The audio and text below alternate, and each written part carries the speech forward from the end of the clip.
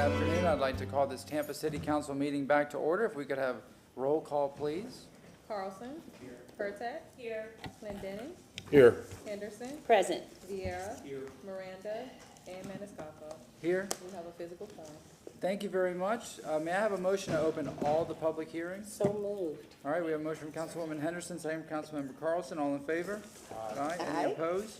We'll swear in the folks out when we get to item number 100. But we're going to start with item number 92, which is the stormwater service assessment. Yes, ma'am. Good afternoon, Mr. Chair and Council. McLean Evans, Assistant City Attorney. Item number 92 is the annual adoption of the stormwater non-ad valorem service assessment role. No objections, no written objections have been received, so there's nothing to receive and file on this one. But as usual with the non-ad valorem assessment hearings, please remember to take the vote while the hearing is still open. Yes, ma'am. Do you have any questions? Yes, sir. Could you please, we've had some folks give feedback that they think that one or more of these between 92 and 98, well, 99. Some folks think that some of them are increasing a tax or a new tax. Could you please, just so I don't have to ask 10 times, maybe at the beginning of them, just state that this is not a new fee or tax and it's not an increase, so that we don't have to ask that. Apparently, in the case of one of them, someone even alerted a TV station about it, so Okay. just, is that okay? Yeah, certainly, yes, sir. I will be presenting the stormwater ones. My colleague Justin Vasky will be presenting some of the others. I do believe one of the streetlight assessments are new.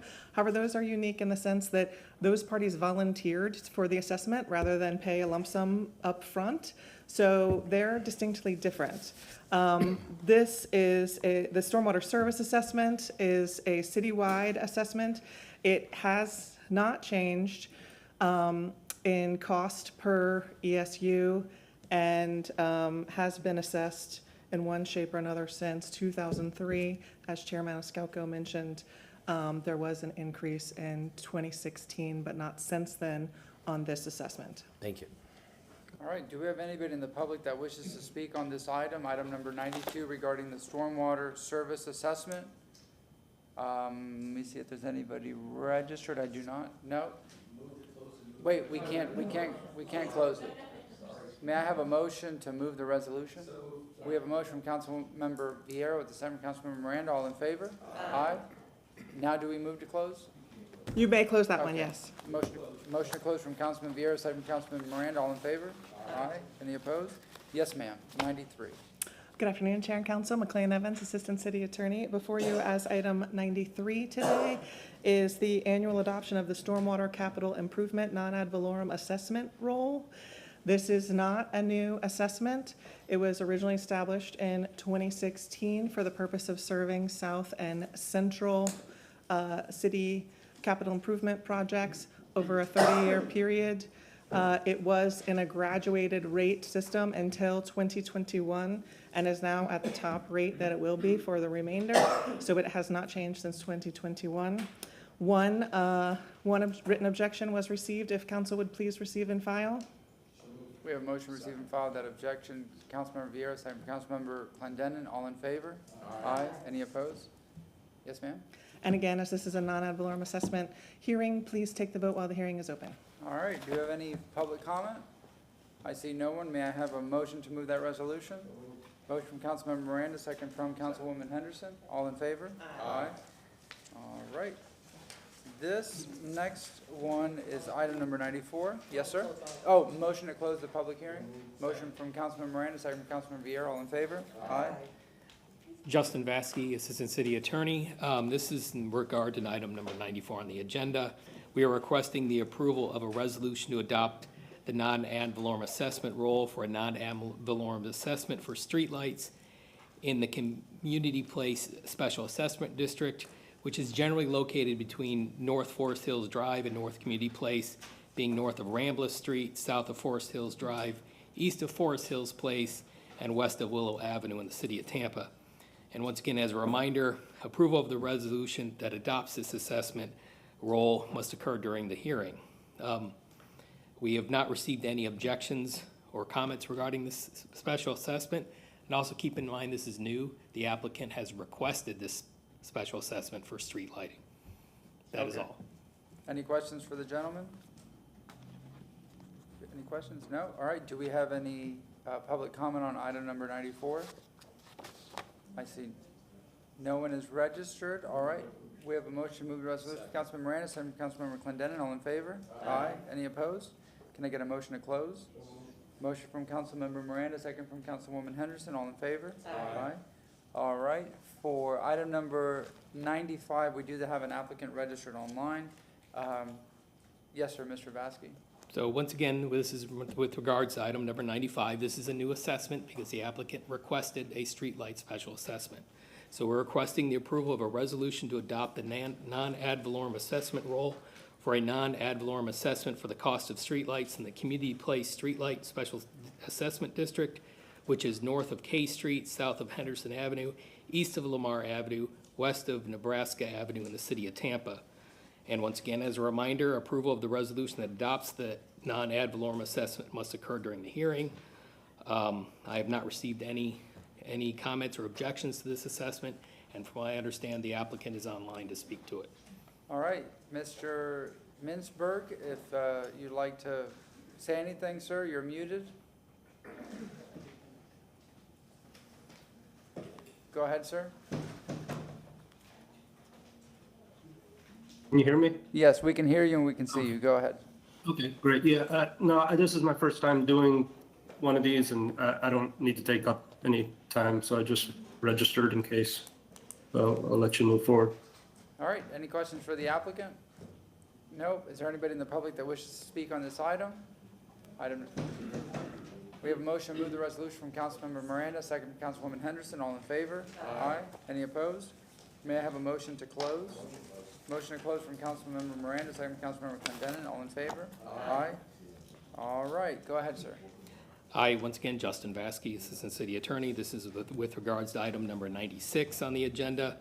We are requesting the approval of a resolution to adopt the non-ad valorem assessment role for a non-ad valorem assessment for the cost of streetlights in the NoHo Phase 2 Streetlight Special Assessment District, which is generally located between West Carmen Street and West Gray Street, being north of West Fig Street and west of North Oregon Avenue and south of Carmen Street in the city of Tampa.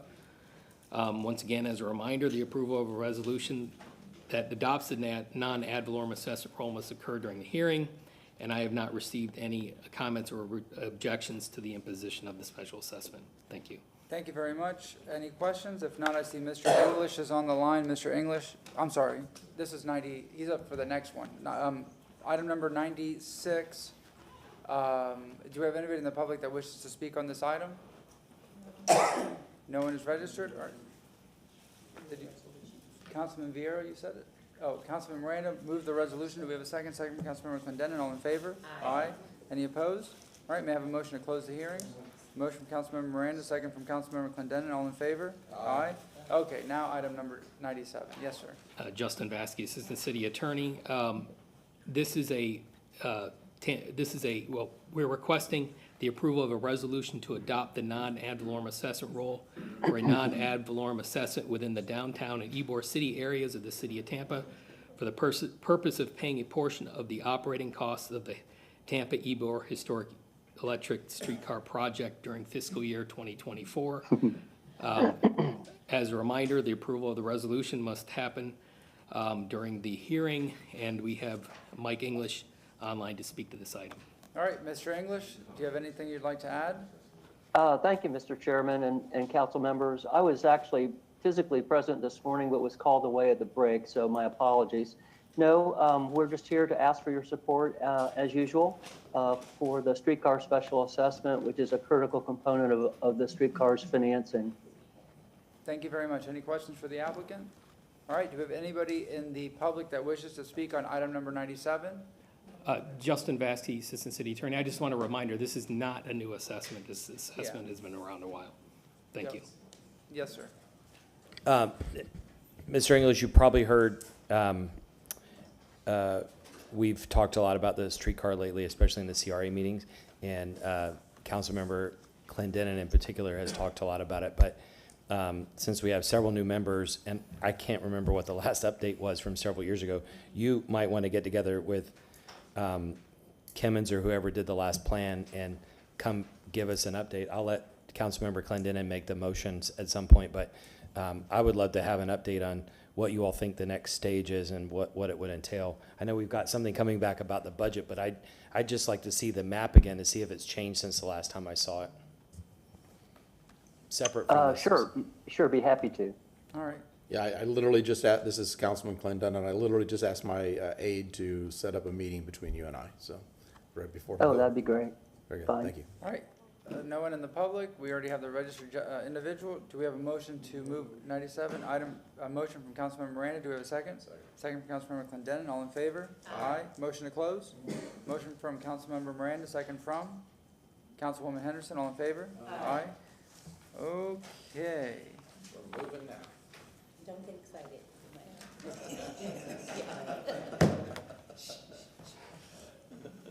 Yes, sir. Yes, item number 98 on the agenda, Justin Vasky, Assistant City Attorney.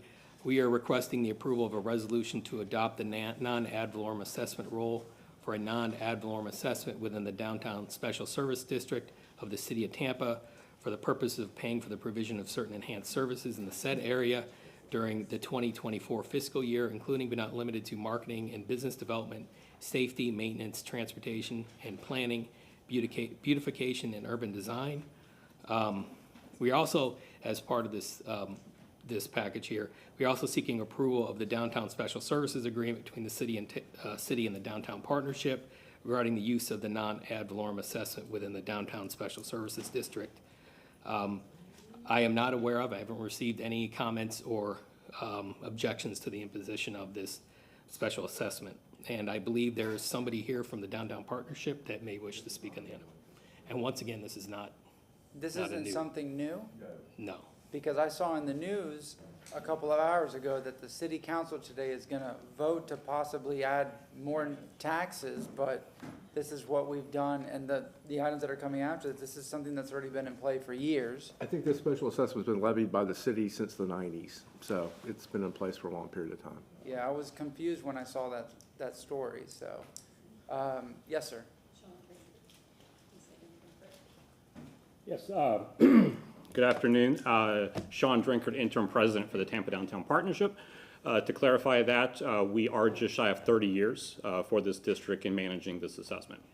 Thank you very much. Any questions for the gentleman? Sir, are you here for public comment? Yeah. Okay. Please state your name. My name's Thayer Smith. I live at 1000 Water Street. I oppose this. There's a lot of young people moving to that district, and I think it'll be a significant increase to the cost of living. So just something to think about. I mean, it's been around for a while, so I guess it's nothing new to people moving in, but anyway, appreciate it. Does this encompass Water Street, or does it have borders so it covers the whole area? Okay. And it's been covering Water Street, if you could come to the lectern. Has it covered that entire area during the lifespan of this assessment? Yes, so the duration of it has always included that property as well. Okay. Any questions? Yes, sir. Councilman, Carlson and then Henderson. Yeah, and if maybe Justin could just reaffirm, we're not increasing it, it's staying the same as it was before, but also, Mr. Drinker, maybe you could just give us like the top highlights for the public on what services this pays for the residents of downtown. Sure, absolutely. And I'd also like to clarify that the millage rate is 1.0285. That was dropped a couple of years ago. It was originally 1.1. So that was dropped as density started to increase. We saw that as the number started to increase, we wanted to adjust it. We did a study, statewide, taking a look at what the millage rates were for districts of similar nature. So we made that modification a couple of years ago. From the standpoint of what we do, we are covering all the areas of marketing, transportation, public space, and our big piece is clean and safe, the eyes and ears on downtown. So specifically, a few things I can mention from this past year for how downtown is changing, and Water Street is a major player of what downtown is. Downtown, we see it as 7 different neighborhoods. These 7 neighborhoods are all very distinctive, very important. And with that said, we now have over 22,000 people living in downtown. So what we were doing 27 years ago is very different than what we're doing today. So a large piece of that is our ground level service. And we have extended service later into the evening hours as well with our ambassadors, our clean team, ensuring that late night time frame is also addressed. So as the steward of downtown, we're always taking a look at how resident base increases, what we need to do to meet those demands, and also the hours and other accommodations. Another area that I would address is all of our major public events.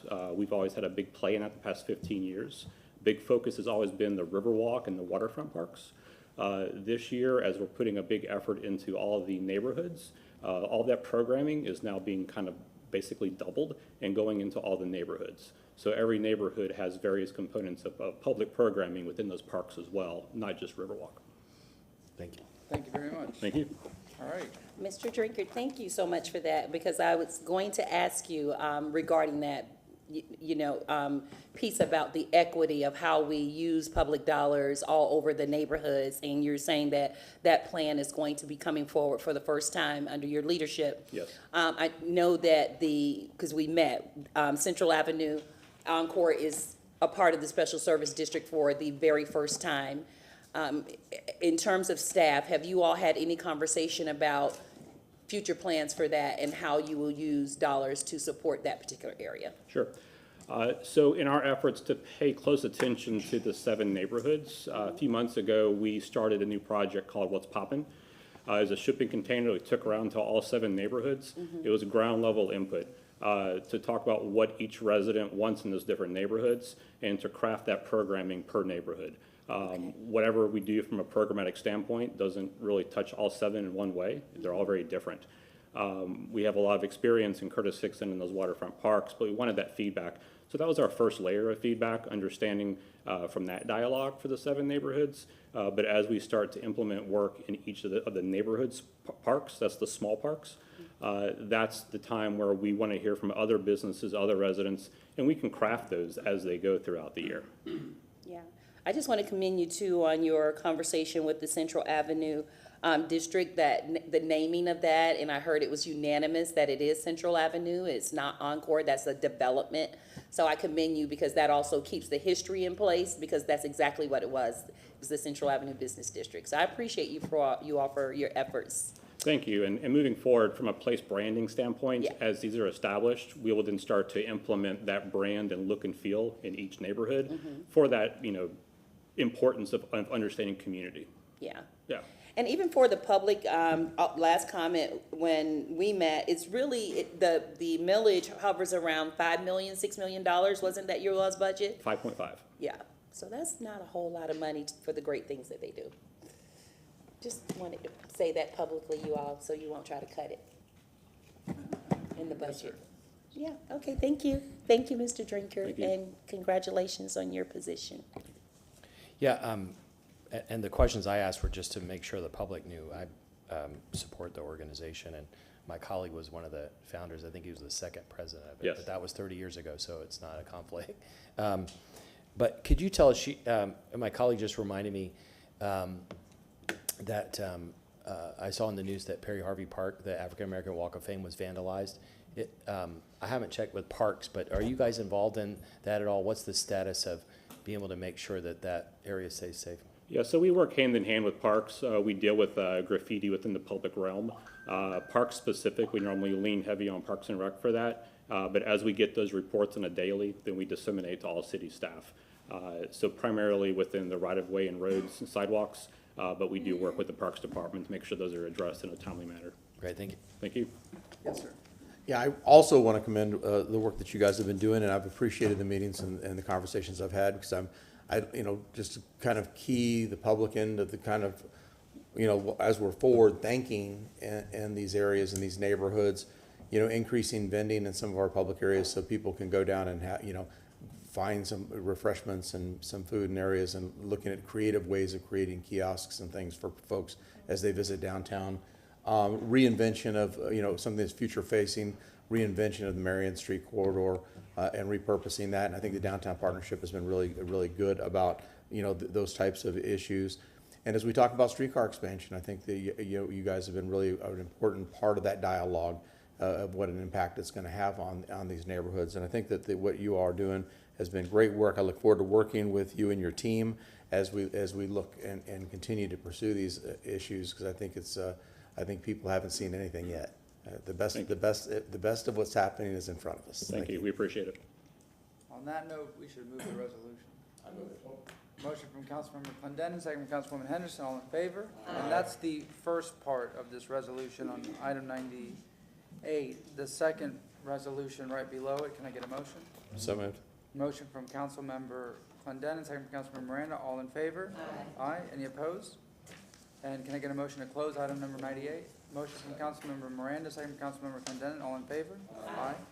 All right, last is the West Shore area. Yes, sir. Justin Vasky, Assistant City Attorney. We are requesting the approval of a resolution to adopt the non-ad valorem assessment rule for a non-ad valorem assessment within the West Shore Business District of the City of Tampa for the purpose of paying for the provision of certain enhanced services and improvements in said area during the 2024 fiscal year, including transportation improvements, marketing, and security services for said area.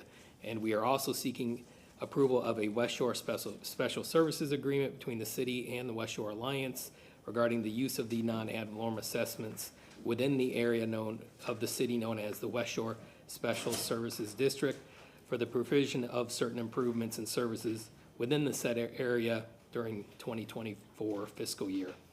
At this time, I would like to submit to the clerk a written objection that I have received.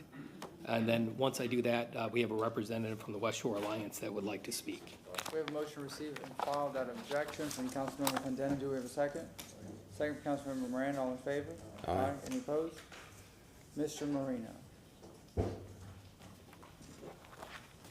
Good afternoon, council members. Michael Marino, Executive Director of West Shore Alliance. The assessment in front of you, the rate is not changing from last year. It is still 13.25 cents. The Special Services District has been in existence since 2002. In your agenda item, there is a work plan that talks about how we're working with the city on several transportation projects, notably Gray Street, which we hope is a bicycle and low-stress pedestrian corridor that will connect West Shore Plaza through West Tampa and to Cash Street and eventually the Riverwalk. So we're very excited about that. We look forward to working on that project. Also, we'll be here next week. We are having changes to our overlay district that we believe reflects not only development, but also some of the needs of the residents in the community. And one last point on the SSD, it is assessment on commercial properties, residential districts, residential properties, single-family homes in West Shore are not assessed. Thank you. Any questions? Do you have anybody in the public that wishes to speak on this item, item number 99? And there is nobody registered. Nope, we can't close it. May I have a motion to move the resolution? This is to move the first part, Councilmember Miranda, second Councilmember Clendenin, all in favor? Aye. Any opposed? And then now motion for the second part? Motion from Councilmember Miranda, second from Councilmember Clendenin, all in favor? Aye. Any opposed? Now may I have a motion to close? Motion from Councilmember Second. Miranda, second from Councilmember Clendenin, all in favor? Aye. All right, we've already asked for a motion to open all public hearings, so if anybody is speaking on items 100 through 107, please stand, raise your right hand, and we will swear you in. And I know we have a few people online as well, and we'll get to those. If you're gonna speak on any items 100 to 107, please stand and raise your right hand. Please raise your right hand. Do you swear or affirm that the testimony that you're about to provide is the truth and nothing but the truth? I do. All right, thank you very much. This is a second reading, item number 100. Yes, ma'am? Hi, good afternoon. Dana Yeah. Crosby Collier from the City Attorney's Office. Item number 100 on your agenda is file numbers SU 223-03. It's second reading on an ordinance approving a special use permit, SU2, for an existing daycare located at 4911 North 42nd Street. Staff is available to answer any questions. Any questions for staff? Nope. All right. Do we have the applicant online? I see there's a few people. I don't recognize any. Are they on any of online? Okay. Did they have their hand up and turn their camera on? All right. So I have Yes. Matrice, Patty, and Reginald. If they're online, raise your right hand. And turn your camera on and unmute yourself.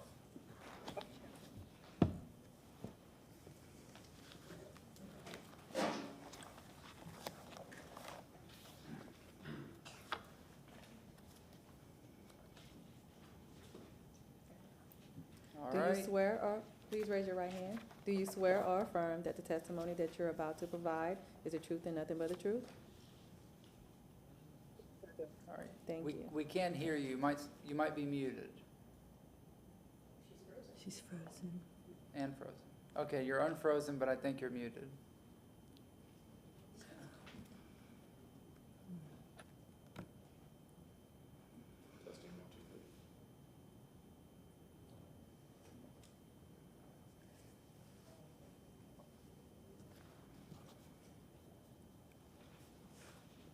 Is she muted on her end? On. Yeah, you're muted on your end. We can see you, but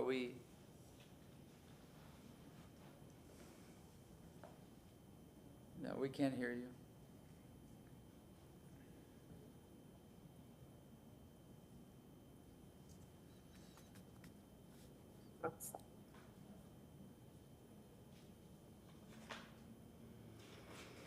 Okay. Ma'am, no, you had it there for a second. Okay, Go ahead. okay. Go ahead, ma'am. I'm unmuted. Yep, we can hear you. Yes, I just want to present my plans for the childcare. It's already existing childcare, so I have changed everything that they had asked me to do. and presented to Ms. LaShawn, and she said everything was okay that I said before you guys. Okay. It, All right, any questions for the applicant? Nope. Do we have anybody in the public that wishes to speak on item number 100? Nope. We have no one. Okay, do we have a motion to close? Motion from Councilmember Miranda, second from Councilwoman Henderson. All in favor? Aye. Councilmember Miranda, would you mind reading item number 100? Thank you, Mr. Chairman. Item number 100, file number SU2/23-03, orders be presented for second reading adoption. Orders approving a special use permit, SU approving a daycare in a RS50 residential single-family zoning districts in the general vicinity of 49 North 42nd Street in the city of Tampa, Florida, more particularly described in section 1 thereof, providing an effective date. Do we have a second? Second from Councilmember Clendenin. Please record your vote.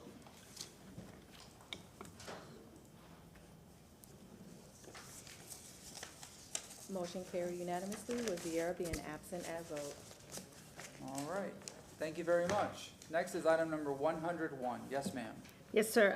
Before you today is file number REZ 22-91. This is the second reading on an ordinance approving a rezoning for property located at 2212, 2215, 2400, 2401, 2815, and 2905 East Henry Avenue. Staff is online if you have any questions. Any questions? Nope. Do we have Jamie Meyer online for this, or we do not? I believe someone is. We do? Was she sworn in? Nope. All right, Jamie Meyer, if you're on, please unmute yourself, turn your camera on, and we'll swear you in. Please raise your right hand. Do you swear or affirm that the testimony that you're about to provide is the truth and nothing but the truth? I do. Thank you. Go ahead. Well, I don't actually have anything to add, but I just wanted to make sure I was available to answer any questions if they came up. All right, do we have any questions for the applicant?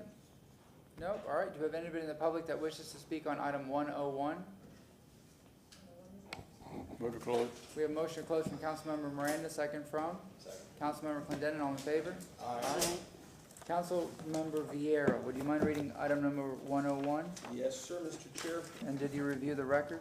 No, of course I did. God forbid if I didn't. I move an ordinance being presented for second reading and adoption ordinance rezoning property in general vicinity of 2212, 2215, 2400, 2401, 2815, and 2905 East Henry Avenue in the city of Tampa, Florida, more particularly described in section 1 from zoning district classification, PD plan development, and CG commercial general to PDA plan development alternative, business, professional, medical office, congregate living facility, residential treatment facility, recovery home A and B, life care treatment facility, residential, multifamily, hospital, and daycare, providing an effective date. We have a motion from Councilmember Vieira, second from Councilmember Miranda. Please record your vote. Motion carried unanimously. All right, thank you very much. Item number 102. Okay. This is file number REZ 2306, second reading of an ordinance approving a rezoning for property located at 6403 East Broadway Avenue, 2204 and 2212 North 65th Street. Staff is available online to explain if there's been any changes in this item since your first reading. Do you have any questions? All right, we have the applicant online. Is the applicant on? Was the applicant sworn in?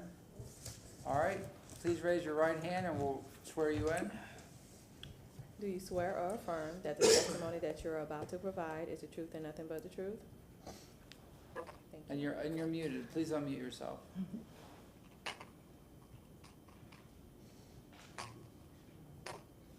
All right, we can hear you. You're good. Go ahead. Okay, I do.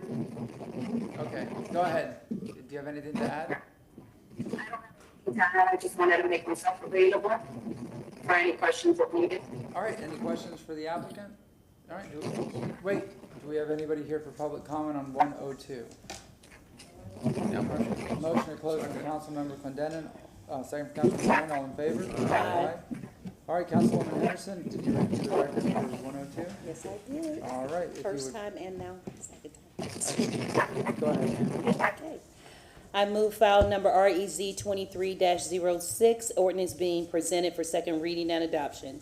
An ordinance rezoning property in the general vicinity of 6403 East Broadway Avenue, 2204 and 2212 North 65th Street, and folio number 159-833-0000 in the city of Tampa, Florida, and more particularly described in Section 1 from zoning district classification commercial intensive and RS50 residential single family to IG industrial general, providing an effective date. Second. We have a motion from Councilwoman Henderson with a second from Councilmember Miranda. Please record your vote. Motion carried unanimously. Thank you very much. Item number 103. Yeah, Dana Crosby Collier again. LaShawn Dock is online to clarify in case you all have any questions or she has any comments on the site plan. This is file number REZ 2313, second reading of an ordinance approving a rezoning for property located at 5825 and 5827 East Columbus Drive. All right, do we have any questions? Nope. Do we have an applicant for item number 103? Yes, ma'am, come on up. Yes, my name is Maria Curi. I'm one of the owners. I don't have any questions for you. I'm here just to see if you guys have any questions for me. Any questions for the applicant? Nope. Do we have anybody in the public that wishes to speak on item 103? All right, Motion closed. motion to close from Councilmember Clendenin, second from Councilmember Miranda. All in favor? Aye. Any opposed? All right, Councilmember Clendenin, would you mind reading item number 103? Yes, file number REZ 2313, ordinance being presented for second reading and adoption. An ordinance rezoning property in the general vicinity of 5825 and 5827 East Columbus Drive in the city of Tampa, Florida, and more particularly described in Section 1 from zoning districts classifications RM16 residential multifamily to IG industrial general, provided an effective date. Second. We have a motion from Councilmember Clendenin, second from Councilmember Miranda. Please record your vote.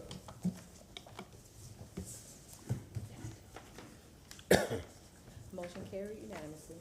All right, next is item number 104. Yes, ma'am. Yes, sir.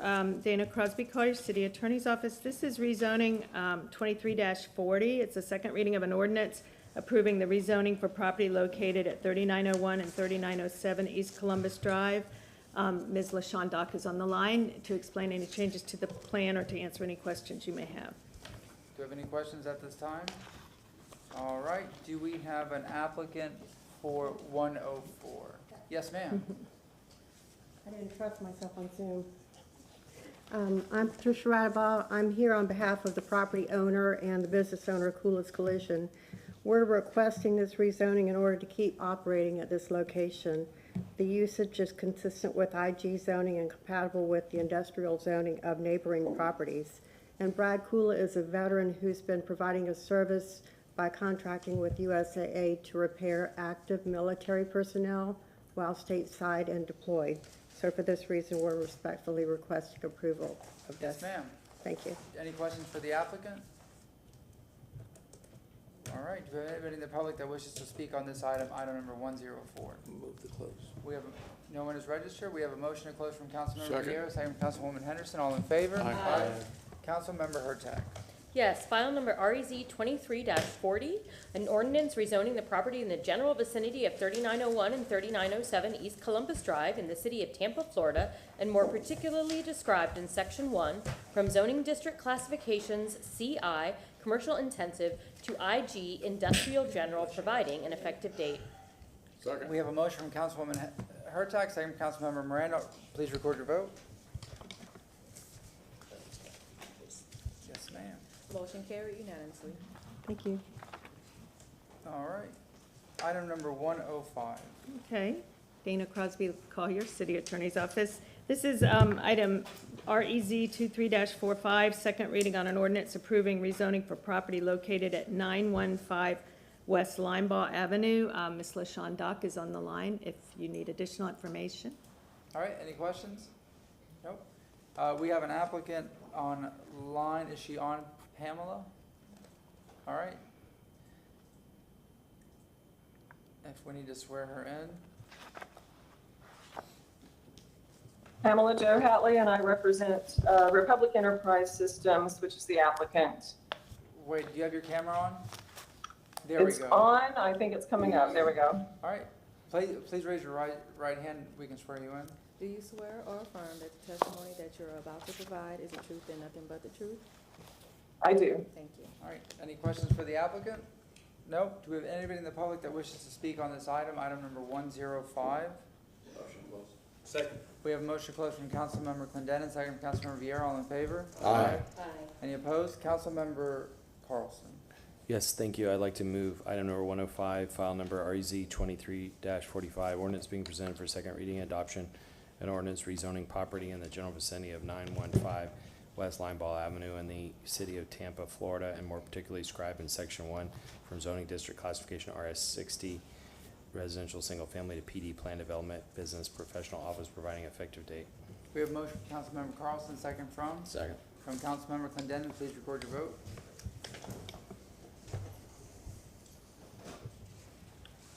Motion carried with Vieira voting no. Item number 106.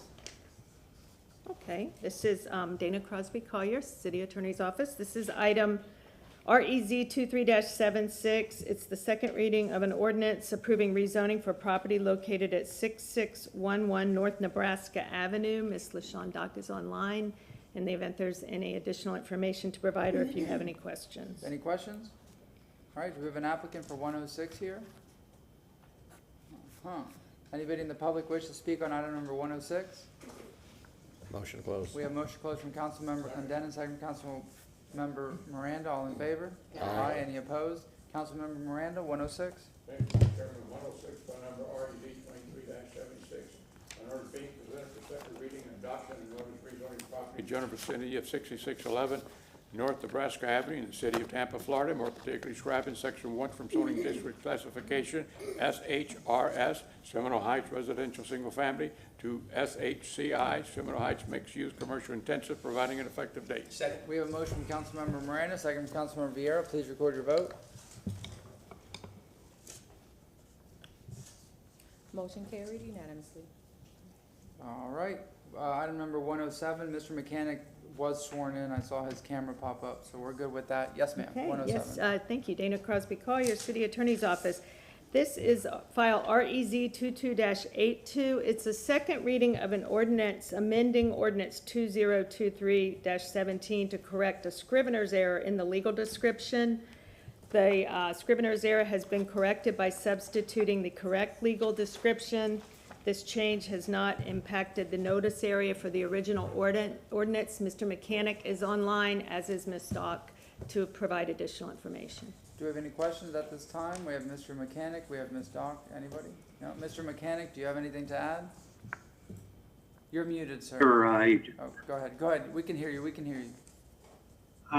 no, sir, I have nothing to add, just am available to answer any questions and appreciate your favorable consideration.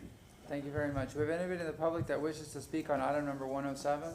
Motion closed. We have a motion closed from Councilmember Clendenin, second from Councilmember Vieira. All in favor? Aye.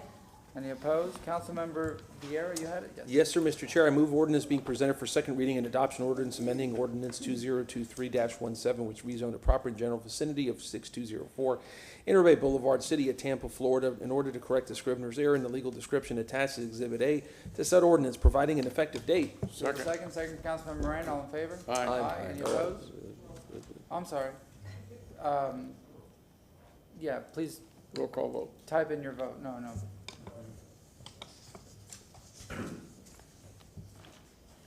Motion carried unanimously. Chief, are you here for 115 and 116 or just 115? Thank you. No, 109, right? 17, the How?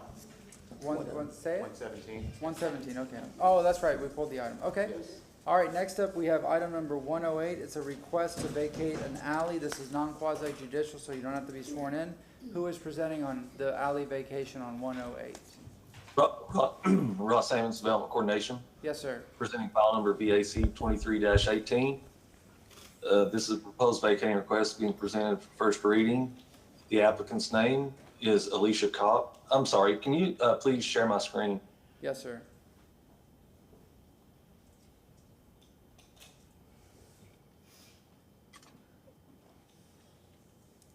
Okay. Again, the file number is VAC 23-18. The applicant's name is Alicia Cobb. The property address is 308 East Virginia Avenue. Proposed vacating request is to vacate the alleyway lying north of Virginia Avenue, south of Selma Avenue, east of Sewanee Avenue, and west of Mayfield Avenue. This application was filed on April 26, 2023. The applicant owns the property on the south side of the alley that is requested to be vacated. The applicant's reason for the application is to extend property line and to relieve city burden of maintenance. This alley was created by subdivision plat. Existing alley is approximately 3,207 square feet. Here is the proposed alley vacating in yellow, the applicant's property in red. The proposed vacating alley is highlighted in red in the subdivision plat of goods addition to Tampa. This is the applicant's property at 308 East Virginia Avenue. This is the alley looking west from North Mayfield Avenue. And this is the alley looking east from North Sewanee Avenue.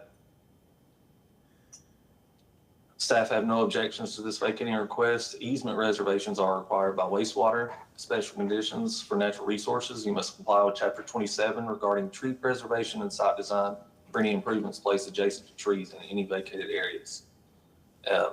That's all I have. I'm available if you have any questions. Any questions for Mr. Sammons? Nope. Wait, I have a do question. you? Okay. Councilmember Henderson, then Councilmember Clinton. No, you didn't? Okay, Councilmember Clinton. The chain link fence at the alley, whose property is that on? Who erected that? That is from a neighboring property from the applicants on the corner. I'm not sure about property ownership for that. I'd have to double check and look that up. So but it's across the alley, probably improperly placed, is that right? I would assume so, yes. Okay, thank you. Anybody else? Nope. All right, do we have an applicant here? Yes, ma'am? Yes. Go ahead. Oh, what, do I have to be sworn in? Or you No, said it? this is non-quasi judicial, you don't have to. Okay, I'm here because they said I needed to be present. All right. And one thing I wanted to add is there's somebody who lives on the other side of me now, but my side of the street is primarily vacant. So a lot of times the trash from the residents across from me just makes it to wherever the empty lots are, particularly towards the backside, like as they're driving by. So it stinks, it smells, it attracts raccoons and all the rest of that kind of stuff. So that's part of what I'm trying to alleviate, because I bought there, for a reason and for a purpose and to be there, but I wanted to at least look and smell nice while I am there. Ma'am, could you just state your name for the record? Alicia Cobb. Thank you. All right, any questions or comments? Nope. Thank you very much. Do we have anybody in the public that wishes to speak on item number 108? I don't see anybody in the public. There's nobody registered. Any other comments or questions? No? Motion closed from Councilmember Miranda, second from? Lewis, second. Second from Lewis. All in favor? Aye. All right. Councilwoman Henderson, were you next to read? Yeah. Yes, ma'am. Go ahead. Item number 108. Yes, ordinance being presented for first reading consideration, an ordinance in the city of Tampa, Florida, vacating, closing, discontinuing, and abandoning the alleyway located north of Virginia Avenue, south of Selma Avenue, east of Sewanee Avenue, and west of Mayfield Avenue within the plat of goods addition to Tampa subdivision in the city of Tampa, Hillsborough County, Florida, as more fully described in section 1 hereof, subject to certain covenants, conditions, and restrictions as more particularly set forth herein, providing for enforcement and penalties for violations, providing for definitions, interpretations, and repealing conflicts, providing for severability, providing an effective date. We have a motion from Councilmember Henderson with a second from Councilmember Vieira. Roll call vote. Yeah. Carlson? Persick? I'm not going to vote for this because generally I don't like alley closures because we don't know what we're going to and can be doing, and instead I would have liked to have seen the city work with her to improve that alley. So no. Ditto with what Councilwoman Hurtek said. I understand your plight, but I would rather see these alleys improved and have the ability to, for future use of those alleys. And it's a shame that it's in that condition. So I'm going to vote. I understand, but I'm sorry, I'm going to vote no. Henderson? Yes. Vieira? Yes. Miranda? Yes. And Maniscalco? Yes. Motion carried with Hurtak and Clendenin voting no. Second reading and adoption will be held on September 21st, 2023 at 9:30 a.m. Thank you very much. Thank you. All right, next up, we have Mr. Wigington. Are you coming up? No. No, okay, we have an administration update, and it was Susan Johnson Velez that was going to speak. Yes, ma'am? Good afternoon, Council. Susan Johnson Velez, Legal Department. I just wanted to give you a brief overview of an item that we have been monitoring. EPC is proposing revisions to their noise pollution rule. It is, as many of you may be aware, EPC and the City of Tampa have concurrent jurisdiction over noise regulations within the city limits. And so just by way of brief history, the EPC regulations and their ability to regulate noise go back to 1984. It was Chapter 84, 446, the laws of Florida, that authorized EPC to regulate activities that cause excessive noise within Hillsborough County.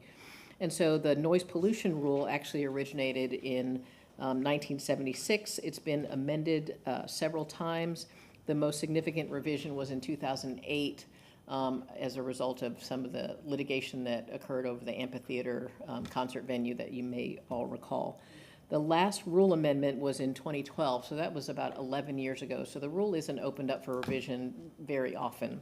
The rule actually provides some distinct sound level limits that are measured in decibels, which, as you know, some areas of the city are also, we measure sound by decibel level. Like the city's noise regulations, it is a complaint-driven rule, and measurements, when they do measurements by decibel level, are taken from the receiving property. The rule includes several exemptions and preemptions, and based on our review and the meetings we've attended, some of the proposed revisions to those exemptions are what are causing concern and what we wanted to bring to council's attention. So the exemptions are found in subsection 1-10.04, which begins at the bottom of page 3 in the handout that I believe you all have in. I don't have a, wait. Oh. I'm sorry. No, I had my copy. Okay, I was going to say.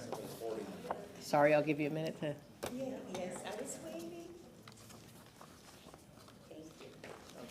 So yes, what's being distributed is a draft, the August 4th, 2023 draft of the proposed revisions. And so if I could just have you turn to the bottom of page 3 and continuing on page 4 and page 5, which is subsection 1-10.04, again, which provide for exemptions. And specifically, item number 14 in that list, which is on page 5, kind of near the top of page 5. And you'll see that it exempts sound related to music or other entertainment originating from events, venues, or businesses. And then it goes on to list several different areas that are exempt from the EPC's noise pollution rule. So they include the Ybor City Historic District and the Arena District, which are the only two areas in the city where sound is measured on a decibel level standard. So that part of the rule is consistent with our city regulations. You'll also notice that they have eliminated or crossed out the Central Business District and the Channel District, which are two areas where sound used to be measured on a decibel level standard, but in recent years, those areas have been taken out of the city regulations. And so in those areas of the city, sound is measured on a plainly audible standard. So any sound that you can hear with your naked ear. Not measured on a decibel level standard. So by crossing out the Central Business District and Channel District, again, the rule is being made consistent with city regulations. So the problematic part is the very end of that subsection where it adds in the underlined text and the areas delineated in the two maps below, which are incorporated as part of this subsection. So if you turn back to pages 7 and 8 of your handout, it shows the two maps that are being proposed to being added. And you can see in the first map, the area in bold is the entire area that's now proposed to be carved out for exemption. You can see it includes in the upper right-hand corner the Ybor Historic District, and also down towards the end of that, the big area, the Arena District, which again are the two areas where we measure sound on a decibel level. But it also picks up or adds back into the exemption the Heights area, the Heights development where Armature Works is and so forth. It seems to add back in the Channel District, which again would make it inconsistent with our noise regulations. And so, and then if you flip to map number 2 on page 8, it appears to encompass the Midtown development. And so again, that's an area where sound is still measured in the city on the plainly audible standard. And so by incorporating these two maps, going back to map 1, the other concern that staff has is that the northern boundary of this area actually goes farther than the Armature Works and the Heights development. It actually goes all the way up to Columbus. And there are a significant number of single-family residential homes back there that might be negatively impacted by not having this enforcement tool in the tool belt. And so, again, the changes that EPC is proposing are being proposed unilaterally by EPC. The city didn't request these changes. Staff does not support these changes for the reasons I've described. We're concerned about what areas might be next by EPC to be exempted out. And then again, the inconsistencies between our regulations and EPC may cause confusion and difficulty in enforcement. And so, as many of you know, we've struggled with noise enforcement in the city, and we try to add tools to the toolbox, and these to us appear to be taking tools out of the toolbox. And so I do have a motion that I've also provided to City Council. I just want to give you the timeline. So on August 9th, just a week or two ago, city staff met with EPC staff to discuss our concerns. We also attended a workshop. EPC workshop is part of their rulemaking last week, at which we voiced the concerns. The EPC public hearing on these proposed rule changes is scheduled for September 21st, 2023. Staff does intend to provide some written comments to EPC. They have asked for written comments to be provided by September 1st of 2023. And so we would ask also if council were so inclined and agreed with our assessment of things, to draft a resolution objecting to these proposed revisions for the reasons that I stated, and for that resolution to be brought back to council at next Thursday's evening meeting, August 31st evening meeting, so that we could provide council's written comment through the resolution to EPC in the deadline with which we've been requested to do so. So I do have a motion if council, and I'm happy to answer any questions. Councilmember Carlson, I see your hand. Sorry if you said this and I missed it, but if the city and the EPC are in conflict, does the EPC supersede us, or? No, we have concurrent jurisdiction, so Okay. both entities are. So it would just be confusing, as you said. Correct, and normally we've worked cooperatively with them and to make sure that our regulations dovetail with each other and are consistent, and so. So the other thing is through the budget process, members of the community have highlighted that there's $1 million or more in the mayor's office budget for lobbying and government relations, political activities. Shouldn't we also ask that department to utilize their resource to talk to the county commissioners about? When we've asked them before, they've turned us down on other matters. But since the legal staff is in favor of this, maybe they would be willing to, because what I've noticed when we've done resolutions, most government agencies don't pay attention. They just throw it away.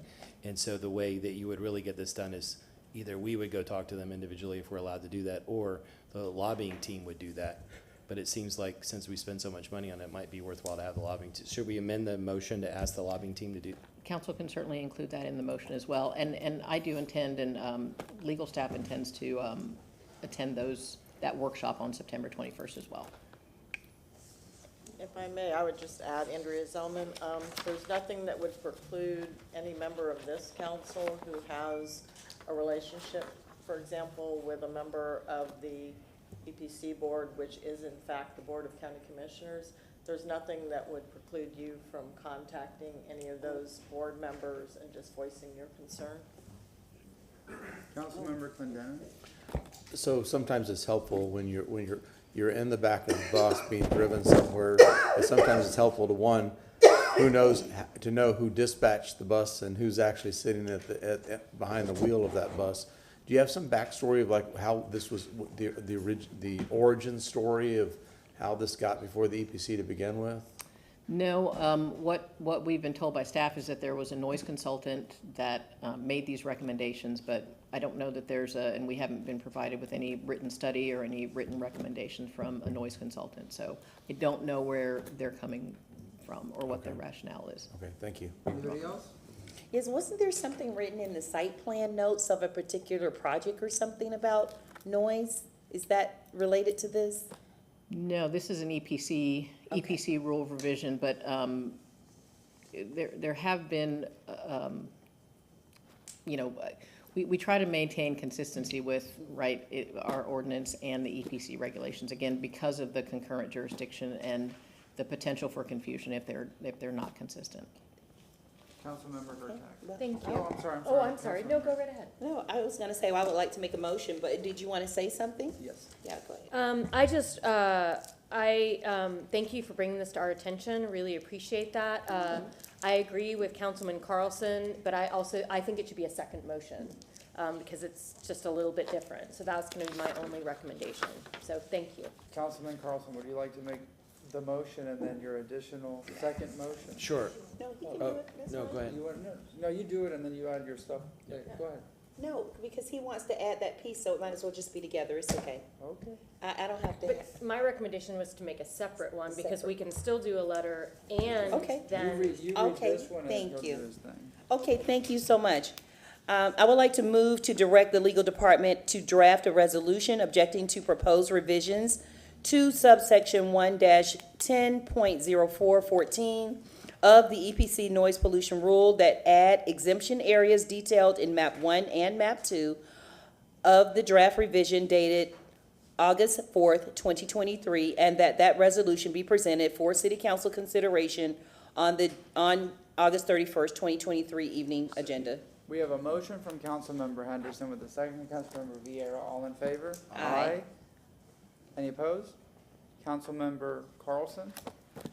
Yes, and before Andrea says that there's a charter thing here, I'm going to say, move to ask, so we're requesting, not directing, move to ask the political advisors and lobbying team of the city to contact the EPC members individually to object to the proposed revisions. We have a motion Yes. from Councilmember Carlson with a second from Councilmember Hurtak. All in favor? Aye. Any opposed? Anything else? All right, thank you very much. Thank you. At this time, we have some items that were pulled by Councilmember Hurtak. So if we could get item number 17, we have the Chief of Police. May I? Thank you so much. And the reason, I just wanted to explain why I pulled this item. I understand that POW was separate at one time, but we've gotten some comments from the community asking why it needs to be separate and why it can't be under Parks, and if this is going to be a completely separate entity. I got some feedback already, which I appreciated, but I still thought that the community would like to hear this. Sure. So good afternoon, council. This agreement that you have in front of you, it's a transition agreement. It's just that. It's a cooperative agreement between the PAL, the foundation, the 501c3, the city of Tampa, and two departments within the city of Tampa, the Parks and the Police Department.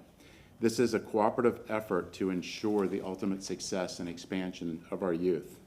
It is not a takeover. It is a do no harm scenario. The mission will not change. The scope of services will not change. The transition is scheduled to take roughly a year to take place. And any employee that's there in good standing will have the right of first refusal to stay there. Nobody's going to lose their jobs or be laid off. So before this transition actually begins, I mean, the first part of this is getting this process approved. Communication will be sent out to all employees, to all parents, to all kids about how this will actually take place. But if you look at the agreement, which, do you guys all have a copy of it? You could go right on to page 4, number 1, and this is underneath. We don't have that. You But don't? he can put it up on the Elmo. Sure. Yeah. I just want to show the bottom of page 3 actually shows the City of Tampa Parks and Recreation Department will. And then moving on to page 4 on the top, continue to assign city staff to facilities for the athletic, after-school, and summer school programs until the transition period is complete. And then you can actually see I highlighted there number 8 about the permitting And basically, what this agreement does is hold all these entities accountable to ensure that this transition is a success. So any employees that are out there that are doing a great job can continue to stay if that's what they so wish. I know one employee there, Osea, was going to be here with me today. One employee's already been promoted and had a promotion out of this. So this agreement is the first step for holding us all accountable to ensure that this transition happens correctly. I could have Major Brett Owen give you an explanation of PAL's history.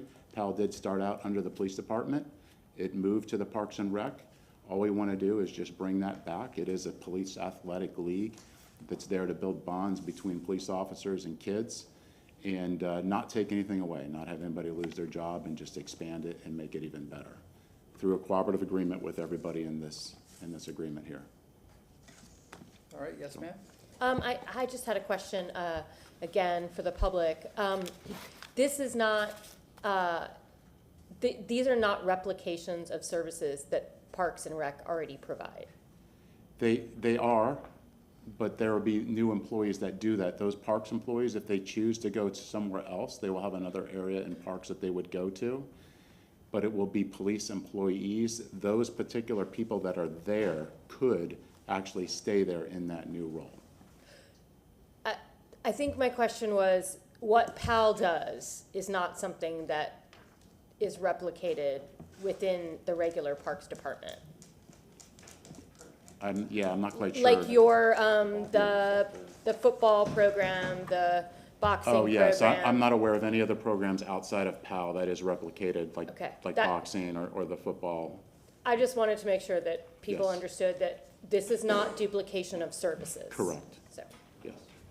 Councilmember Vieira had his hand up, Carlson, and then Henderson. Thank you very much, Mr. Chair. And I wanted to thank Councilwoman Hurtak for pulling this. Thank you, because I have also gotten concerns on it, so I just wanted to thank you for that very much. And we've spoken about this privately. I just wanted to confirm some things I quickly wrote down here, which is number one, and you've already said this, but just for the record, no Parks and Recreation employees at all will be let go because of this, correct? Absolutely not. In fact, one apparently has already been promoted. Yep, like you said. And in fact, all individuals within Parks and Recreation who are at their present position can stay in that position, albeit under a different department, correct? The only thing I would say is assuming that they're in good standing Yes, with the city. absolutely. Yes. Yeah, and that's a good one. And City Council, we still have quote-unquote jurisdiction over this in the sense that we can, if new issues come up, et cetera, we can continue to have control over this, including within the City of Tampa budget, as this will be funded in this year's budget, correct? I would need legal to verify that. I know for budget, yes, that is a budget request, but Yeah. any more particulars, I'd need legal's expertise on that. Yeah, and that's fine. And there are more steps, including the budget. So for example, if we learned additional information, this comes before us at the budget, we have the right to fund or not to fund this, correct? Again, I would need legal to defer on that. Someone's saying yes behind you, so I'll take that. There you go, there, and thank you. I'll take that as a yes. Yeah, so that's all. I just wanted to confirm those things, et cetera. I know we're going to have some more conversations on it with a very valued constituent who's reached out to me on this issue, but just wanted to make sure that at this time, this is a commitment. Maybe this is seriously dating, moving in, an engagement, but it's not yet the wedding. So just wanted to confirm that. You don't have to agree with that, but just wanted to confirm that. Thank you. Thank you. Carlson, Henderson, Clendenin. And I apologize, I didn't have a private conversation with you about it because it was on the consent agenda. I thought, I heard some buzz about it, but I didn't get the same kind of feedback. But a couple years ago, we got a lot of concern in the community about the nonprofits that the city controls and who mans them, transparency, et cetera. So I'm just going to ask you a few questions real fast. Is this a nonprofit or is it just a brand that the city owns and controls? So part of this agreement actually has the roles of the nonprofit in there, and the role of nonprofit is just to raise money for it, not to control the operations. So and they're then will that fundraising nonprofit arm. have a board separately? Then? Yes. And who appoints the board? I'd have to pull up their charter to look at it and their councils, but their function is just to raise money for this, not to control the operations or anything else. They're a fundraising arm, and that's it. And then will I assume the nonprofit has to file 990 or whatever, depending on how much money they raise.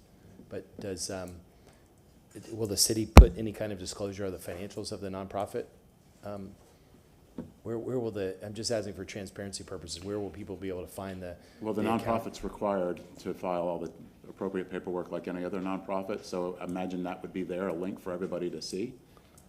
So, I mean, we could work that out, but that's public information that's available through the state. You probably don't know the answer. I'm sorry to hit you with this, but do you think it will be on the city's website or just wherever, GuideStar or something? Whatever we can do to be more public and transparent, we will. At this point, I don't think that's laid out. I think that would be a good idea. We were asking some of the groups that we fund to disclose who their board is, how much money they raise, what they spend the money on. So that would all be helpful if that could be public.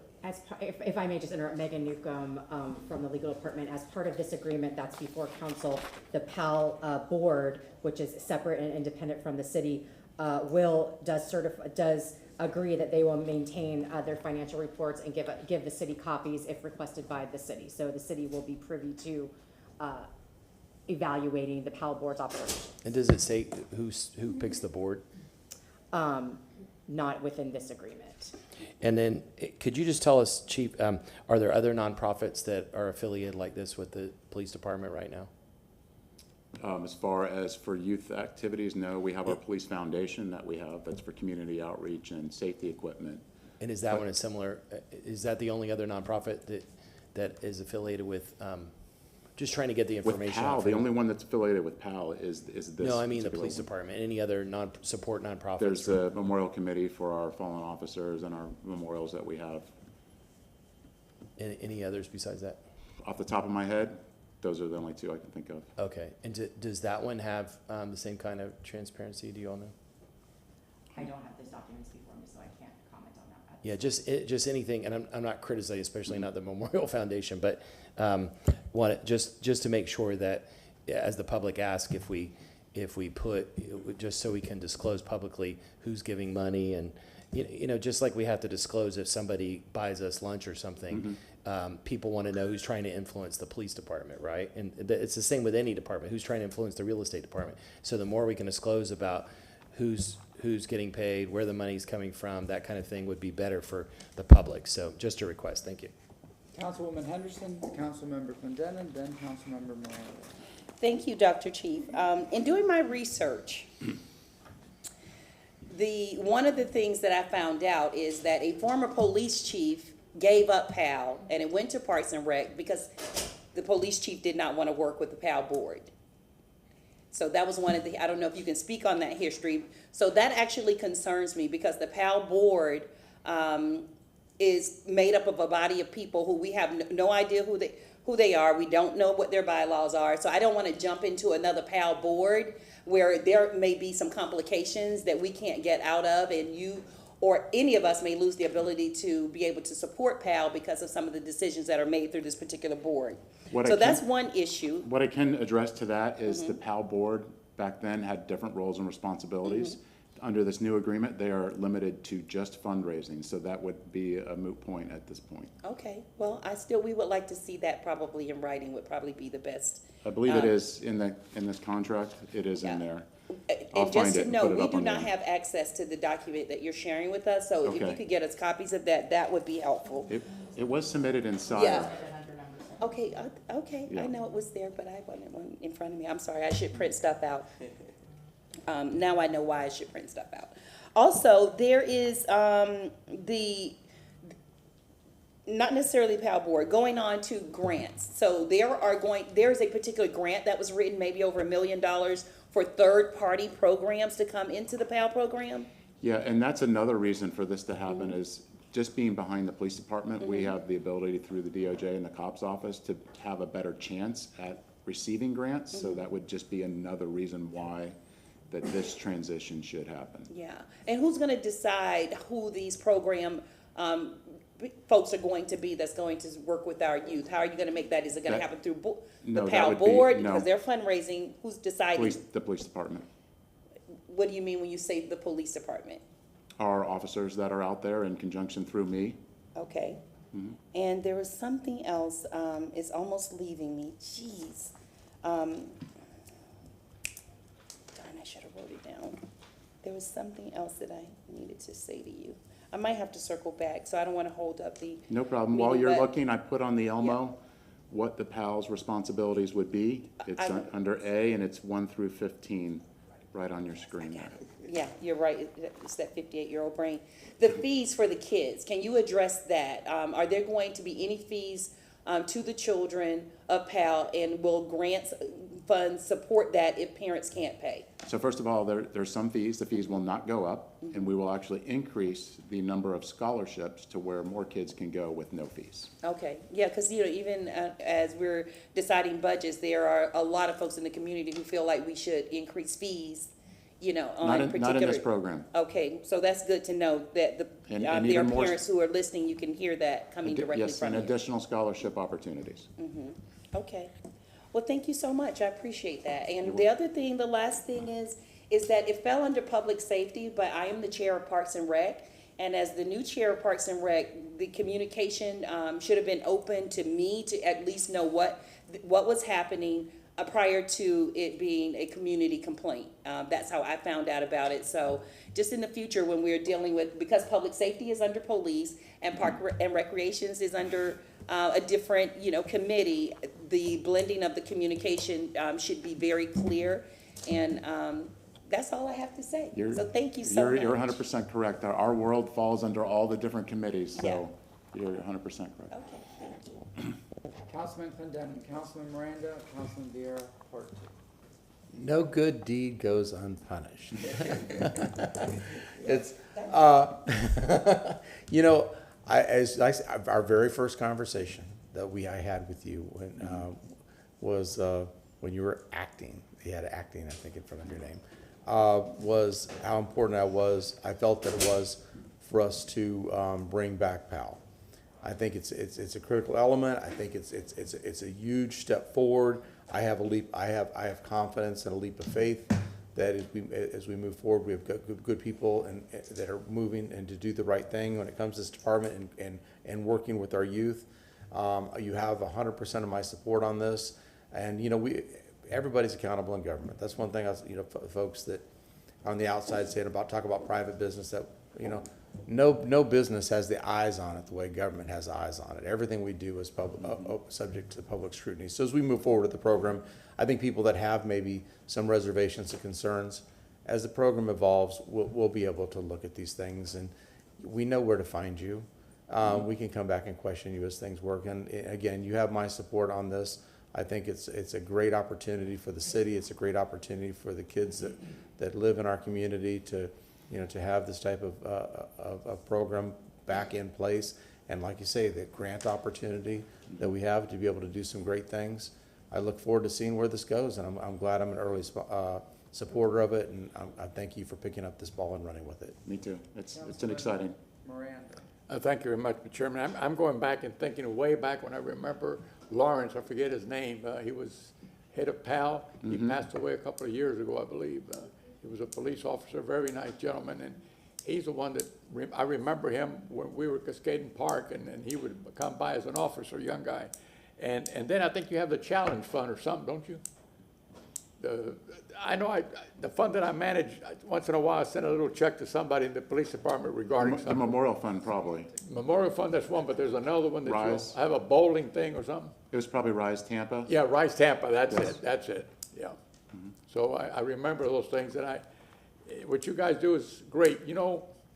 Growing up and understanding what life was about at Cascaden Park and all the areas there, when most of the people didn't have anything, but they had everything, because they had a great family and they had friends around them, and now everybody's got everything, they have nothing. And when I see these things is that you try to not force anybody, but you try to understand that the kids understand that just because you wear a badge, you're not a bad person. And that, I think, changes people a lot. And if you don't get these kids when they're young and put them in the right direction, guess what happens? Somebody that's a little older, that's doing something not too legal, has got a couple of dollars, they say, oh, how come you got that money? Where'd you get it from? And these are the things that create some of the things that we can't understand why we have crime. And playing what you guys do, all of you, ladies and gentlemen in the police force, is unbelievable to try to curb crime, not today, but in the future. because you're handling them in the right way. But thank you all very much for what you do. Thank you. Councilmember Vieira. Just really quick, if I may, I wanted to clarify something for Councilwoman Henderson, that they didn't come to me, I came to them. Honestly, it's not like they're like, oh my God, he's the chairman of the Public Safety Committee, you know. So y'all never came to me. I came to y'all because of a very, very valid constituent who's also a good friend of mine had a question. So just to clarify. Councilmember Hurtak, Councilmember Carlson. Thank you. So I understand that the board itself will fundraise and maintain financials, but who decides how to spend that money? It's, the police department is going to be the one running the program. We're going to be the one responsible for paying the bills, getting the programs executed, having the officers there. So the ultimate responsibility is going to fall on the police department, of course, with the city of Tampa and Parks assisting us, but the primary will be us. Okay, and do you have someone within your department who's going to be that focal point? Yes, I have a sergeant over there, and for the first time, we actually have a lieutenant over. So we'll have a sergeant, lieutenant, and Deputy Chief Calvin Johnson. That's his primary duties to oversee all of that. So we have an administrator, a manager, and a supervisor in that role. Okay, so that I think gives us kind of a little more clarity on that. And then I would be remiss if I didn't throw in my plug, which I did last night, because the budget event last night was at POW, which was great. I got to see the facility for midnight basketball. I know that doesn't necessarily have to be a POW thing, but just kind of to throw that back out there. I'd really love to see an increase in youth activities throughout the city. Yeah. Councilman Carlson. Wait, doesn't the rules only allow one comment per? I just can't go. I'm such a nice guy that. Fortunately or unfortunately, it's 2 and 5 minutes, up to 5 minutes each. But we were talking about other nonprofits that are connected to the police department. My colleague mentioned one called Rise Tampa. Is that one still exists? That's the one that I mentioned to you, the two. The Tampa Police Foundation is Rise Tampa, and the Memorial Committee. So those are the two that I mentioned. So that one has, it raises money also in the community? Yes. I think, legal can tell us what we can do, but I think that either as part of the resolution or in addition to a resolution, that we should ask for city council to be updated annually with the financial reports of Rise Tampa and also the PAL nonprofit, just whatever has to go in for the IRS reports, but just so we have transparency. And I think we should move that it needs to be posted to the website so the public sees. That just keeps us from having lots of questions. Can we do it a little bit more often than annually? Biannually, 6 months? I was just trying to make them not have to do extra work, but if you all have to report quarterly or something anyway, we can ask for copies of that. Yeah, it's just a printout. Yes, ma'am? May I suggest that you make that during new business? Yeah, wait till the end. But make a note. Can I just make it after we make this motion Or or that, something? yeah. Yeah. All right. That's a Just separate motion. I want to make sure they're here so we don't put anything that they object to. Anything else? I have one more question. Can you tell me the length of time? You said that this agreement has been worked on. Can you give me how long that's been taking place? The one that's before you now? Like, when did it start? I don't have the timeline in front of me, but it's been months, maybe 4 or 5 months that we've been working on this back and forth between all the entities. Okay, because that was some of the other things that they was concerned about, is that people are just hearing about this. And you confirmed that for me yesterday, that that's not true. You've been working on it for months. Yeah, and after this agreement is signed, then we would start a formal communication process with the students and the family and everything else. I think it should also be, a good idea for us to hear from the administrator, Ms. Nguyen, at this time too, before we move forward with it, just so she can shed light on anything regarding this as well, since it was collaborative. Yes, ma'am? Osea Nguyen, Administrative Neighborhood and Community Affairs. Councilwoman Henderson, this agreement has been in the works since the beginning of the year, the end of last year. And one thing, and got in just a little bit late, but I want to make sure that you understand that our Parks and Recreation team will be working alongside with the police department, with the police officers, for the next 6 to 9 months as we go through this transition. So just wanted to make sure that you were aware of that. Right. He did say that Okay. yesterday through 2024, so Yes, that's the end of like- the year, or even longer than 6 months? Right now, we're targeting for around April. Okay. Yeah, but we'll gauge that depending on the transition. Thank you. You're welcome. Wait. Councilman Vieira, would you like to move item 17? We have a motion, Councilmember Vieira, do we have a second? Second, Councilmember Miranda, all in favor? Aye. All right, nitrogen management. Can I make this other? Oh, yeah, that's, go ahead, So Councilman. I'd like to make a motion to ask city staff to publish quarterly financial reports of Rise Tampa and the PAL nonprofit on the city website and send copies to city council with the purpose of disclosing who is donating and how the donations are spent. Second. Yes, ma'am. May I interject? Megan, you mentioned that the PAL agreement included language requiring them to provide us with reports. Do you know if we have a similar arrangement with RISE? I have absolutely no idea. I know little to nothing about the RISE Foundation, so I'm not, I will look into it. I can't represent that. We can comply with that. With PAL, it has it in the agreement, so that I can represent to council that PAL has agreed now that this agreement has gone through, and assuming PAL board signs the agreement after you all have approved it, then they will provide that. But Rise Tampa, I would have to do some research. I would just say and let if you all have a problem, come back to us at a future meeting. I'll let you know. I just can't represent that to you this Yeah. afternoon. I don't know. And But I I'll just find want out. to make sure council understands that in our code, any nonprofit that receives a certain amount of city funds has an obligation to provide reports to us. But I don't honestly know whether that foundation receives city funds and/or has an agreement with us to provide their I do know financial records to they don't us. provide, they don't receive any city funds, that I know. Right, so I'm just not sure what the So city of let's- Tampa's relationship is to Rise Tampa Foundation, to where, I just don't know, so I'd have to research So that, but let's move forward with the motion, and then you all can investigate and come back and present to us if there's an issue. will do. We have a motion from Councilmember Carlson, do we have a second? Second, Councilmember Henderson, all in favor? Aye. Any opposed? About the budget. This is about the.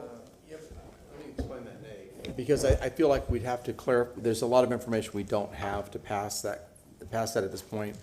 I mean, I think we need, I think that motion had to be amended to say for funds that receive city funds. And, I'd still like to see some consequences of it, or, some background information on it. I mean, on the surface, it sounds innocuous, but I don't know what the details are, so, that's the reason why I voted no. Deputy Chief, I want to ask you, Dr. Chief, I want to ask you one more question. Will the police officers be in uniform when they're working with the kids and wearing their guns? They're in relaxed attire. Oh, okay. So they do still have their guns, obviously. We don't want an active shooter to come there and not be prepared. But they are in relaxed attire with golf shirts. And do they have to do any training to work with kids? Yes, they do. All right. They don't plan on arresting anybody while they're there, right? Hopefully not. That's not the goal for those events. Okay. Thank you. I just want, it has to be a nice environment for them, Thank you very much. It will be. I'm excited for you all. Thank you. Mr. Chair, this will save us time. There's no time to be saved, it's too late for that. Go ahead. If I may, since I have to leave here at 5, I didn't think that would be an issue, but I have item 120. May I, on the draft ordinance, may I move that to the next council meeting just to save us time? Because I'm not going to be here. Oh, okay, all right. You want it at the next regular council meeting? Yep, whichever. Item number 120. All right. We have a motion to continue Can I look item and see exactly, 120. can I put mine as yours? Yes. Oh, yeah, oh, you want to talk about it? I do, but but I'm not going to be here. Okay. So, Oh, yeah, I want you here too. All right. We have a motion from Councilmember Vieira, second from Councilmember Carlson. Do you have the date for that regular council meeting? You want to do that then? That's fine. Thank you. What day? September 7th. Yeah. All right. All in favor? And this will be under staff reports. Aye. Any opposed? Thank you, And sir. yes, and thank you, Justin, for your work on that. Thank you. Item number 61 was also pulled. This is about Tampa Bay Nitrogen Management Consortium. Yes, ma'am. Good afternoon, Mr. Chair and Council. McLean Evans, Assistant City Attorney. Item 61 is a resolution approving a declaration of cooperation of the Tampa Bay Nitrogen Consortium and the City of Tampa. In case the public or you all are not familiar, the Tampa Bay Nitrogen Consortium is under the umbrella of the Tampa Bay Estuary Program. This declaration comes up for recommitment for all of the members every 5 years. The city's cost is $7,500. It's a contribution towards the reasonable assurance document that the consortium puts together for submittal to the Department of Environmental Protection and review and concurrence by the U.S. Environmental Protection Agency regarding regional discharges into the Tampa Bay. Staff and I are available if you have any questions. Thank you. I just wanted to bring this forward because to me, this goes along with the reclaimed water issue that we are dealing with, or I'm sorry, the beneficial reuse of wastewater, and I just wanted to kind of get that on people's radar because next week at the workshop we're going to be talking about this, and I think it's very interesting right now how we are approving this, and this is a very important thing, but the state has decided that no city or municipality can now regulate fertilizer that doesn't already have an ordinance.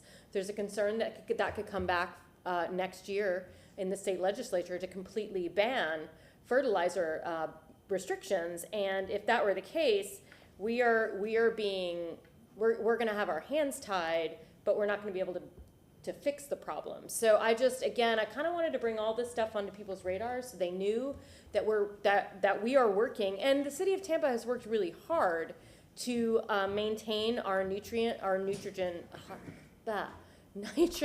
load that we are putting out. And so I wanted to say thank you for that, but I also just wanted people to start thinking about this because, as you said, we have to do something about this discharge, and so that was just kind of wanted to get it on everybody's radar before next week. All right, would you like to move that item? 61 is your committee? Yes, I will, unless anyone has questions? Nope. Okay. We have a motion from Councilwoman Hurtak. Do we have a second? Second from Councilmember Henderson. All in favor? Aye. Do we need more than 4 votes to, never mind. Okay, no, these are big numbers coming up, so Mr.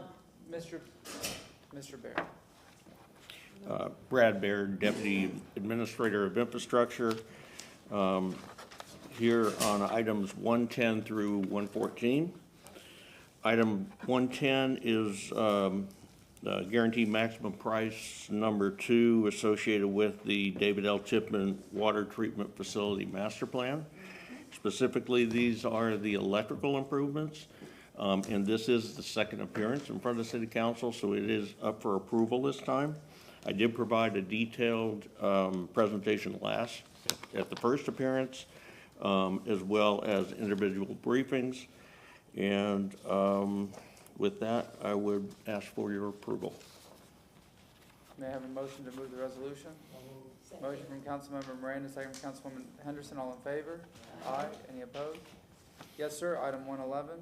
111 is an agreement between the City of Tampa and Westbrook Construction Corporation in an amount of almost $4 million for valve and fire hydrant assessment and replacement at 57 sites citywide. And I would ask for your approval as well on that. We have a motion are there any questions? No. Do we have a motion to approve 111? Motion for Councilmember Miranda, second from Councilwoman Henderson. All in favor? Aye. Any opposed? Item number 112, sir. Item 112 is an agreement again between the City of Tampa and Westra for $7.7 million associated with citywide water main improvements, design build. This is specifically about 2 miles of pipeline replacement on Kennedy Boulevard near downtown around University of Tampa. And we have partnered with FDOT so we can save some restoration costs associated with this work. And I'll answer any questions. Why am I raising my hand? Thank you, Mr. Chair. So I know that there were improvements on Kennedy Boulevard where they tore up the road near Hyde Park and Kennedy recently. This is a totally separate. Yeah, this is totally separate from I that. think this might be the other side of the street. I don't know. Yes, so this is in the eastbound, yes, eastbound lanes. All right, thank you very much. May I have a motion to move this resolution? Motion from Councilmember Miranda, second from Councilwoman Henderson. All in favor? Aye. Yes, sir. This is the item number 113. I think we do this every year, the caustic soda. Yes, this is purchase of liquid caustic soda for pH adjustment at the David L. Tippin Water Treatment Facility. And I'll answer any questions you have. Yes, ma'am. Just wanted to say thank you for no price Price escalation, escalation. because this is a big chunk of change. And I've noticed several of these on the agenda this week with no price escalations. Just want to say thank you. Thank you, you're 'Cause welcome. that's rare. Yeah, I meant to mention that, sorry about that. Would you like to move the motion, the resolution? I have a question, just for learning purposes. Does that mean that it's the same company that's getting did it go out to other opportunities to bid on it, and they just still happen to be the lowest? Yeah, and this is, I'm glad you asked that, thank you. This is a renewal. Okay. We did have 3 bidders. One of the bids had to be thrown out. It was actually the low bid because the unit price was per dry ton, and this is per wet ton. So we went with the second low bidder of Brentag Mid-South, but we did get 3 proposals on And it. just out of curiosity, how much sodium hydroxide is this? What was that? I'm How sorry? much is it? Like, how much? Is it 1,000 pounds or 10,000 pounds? How much of this? Let me see if I can have that here. I was just curious, because $4 million is a lot of money for sodium. I don't have that in front of me, how It's many okay, Brad. tons It's it a is, but I will curiosity get that to you. But this is a year's supply worth it. This is a year, yes. yeah. It's actually 1,250,000 to finish up this year, any outstanding invoices, and then 3 million for next year. Thank you. All right, we have a motion? I'll move the resolution. And second from Councilmember Clendenin. All in favor? Aye. All right, and the last one, sir, you have $16 million. Just the last one is 114, and this is an agreement between Reliable Tampa Partners and Wharton Smith Garney Joint Venture in the amount of $16.3 million for digester number 7 rehabilitation as part of the Howard F. Curran Advanced Wastewater Treatment Plant Master Plan. And I'll take any questions. Any questions? May I have a motion to move the resolution? Motion from Councilmember Vieira, second from Councilmember Henderson. All in favor? Aye. Aye. Any Thank you. opposed? Thank you very much. Thank you.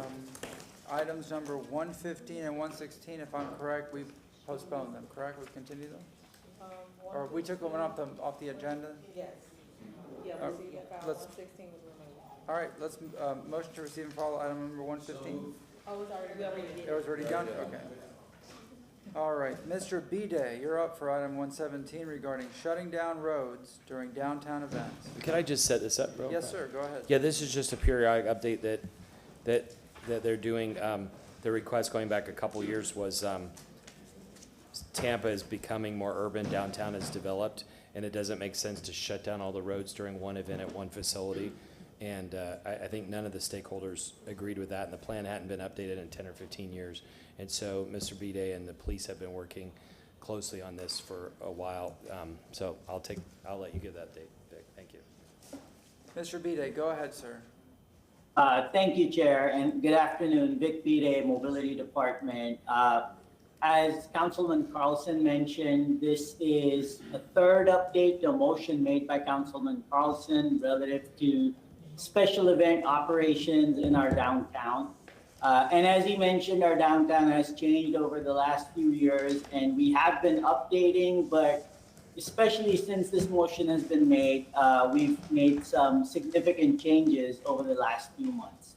So the most current update as of today is that we've worked with TPD and the Arena and STP to identify along Eunice Street additional rideshare pickup and drop-off locations. These are being monitored, they're working well, but we'll continue to work with all partners as our downtown evolves to facilitate better opportunities. We've also made significant signal timing improvements to our special event plans, both on the impact geographically, so containing that just south of Broreen or Cumberland, and the other also in terms of delays. Our cycle lengths are much lower, which will facilitate all traffic and not just special event bound traffic as far as those operations are concerned. And then we've also continued to work with all partners on additional monitoring and data collection as this region evolves. There are a couple of other projects as well that we're working towards within this area that specifically benefit Harbor Island and Harbor Island residents. We're looking at a project at Franklin and Water Street.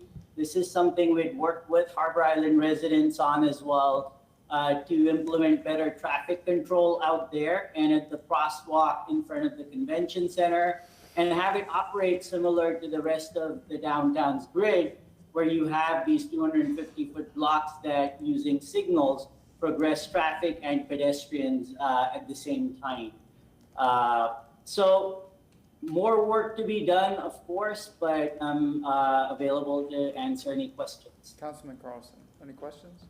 No, I appreciate you doing this, and I'd like to make a motion to have them come back on March 7th for an update again, please. Yeah, 2024. That's a good date. Second from Councilmember Vieira. Any discussion? Yeah.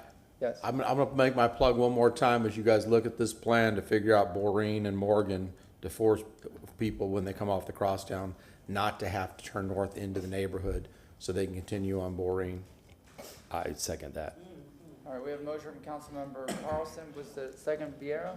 All right, this is for March 7th for the next update. All in favor? Aye. Any opposed? Yes, ma'am. And then I just have a quick question that's tangentially related to this. When we're talking about the plan for the parking garages to have the digital displays that show how many parking spots are available, to me this kind of goes with ways to manage traffic during a large project or event, but honestly every day. Is this something that you are working possibly with the CRA on for funding? So, great question. The answer is we're partnering with the CRAs. So the CRA recently onboarded a consultant to do an area-wide, as in the urban core, signage and wayfinding plan. And the parking guidance plan, or the parking guidance system, will consider that plan and vice versa. So it will complement each other. So that's one part of guidance and wayfinding that we're working on. The other elements that we're working on are with THEA. In fact, our team currently is meeting with THEA, reviewing certain concepts around Whiting, around Morgan and Channel Side, relative to their proposed projects as well. They have two major projects around the downtown area. So all of these will work together and are being considered together. And then somewhat related, but not directly, we're working with the Downtown Partnership on both mobility services as well as Marion and other parts of the Downtown Partnership's service area. But they will all be connected and considered together. Thank you. And it looks like Mr. Massey Yeah, would like to. Real quickly, because this came up at the CRA and you wanted a memo or an email about this, I did check with Revenue and Finance about where the money was coming from relative to the parking signage plan, and it's coming from the user fees from the parkers in the parking garage. It is not coming out of any other source. Wow, so we can get $7 million out of parking fees? That's apparently that. Wow. That enterprise fund. You rock. Thank you. Yeah. Well, that's something that we have been, that constituents as they go through the budget have asked about, and that's a really good answer. So thank you. It wasn't always like that. 'Cause I remember in my first campaign that one of the main questions was, parking loses money year after year. It didn't have enough money. Now, due to policy changes and growth, Huh? And thanks to council. Congratulations, Vic. Thank Yeah, you for Good that. job, Vic. Councilman Carlson. Yeah, the same thing. Vic took a lot of heat when we passed that a few years ago, and we took some heat, but it's necessary because you can't subsidize things like that. Unfortunately, it is what it is. So thank you for your leadership on that. And also, Vic, SPP Phase 2, where the flour mill was, I'm sure you know when they cross Meridian to go over to Channelside, it's going to be like crossing Dale Mabry. And I know they're talking to Thea, but if you think we need to weigh in, we city council need to weigh in with Thea at some point, please let us know. I know what you would like to do there, but I think that's going to be a piece of connectivity that we need to fix. Thank you. Thank you very much. And that Thank you. concludes that item. Thank you, Mr. Bede. We appreciate your time and patience. Next up is the Jackson House. Mr. Drumgo.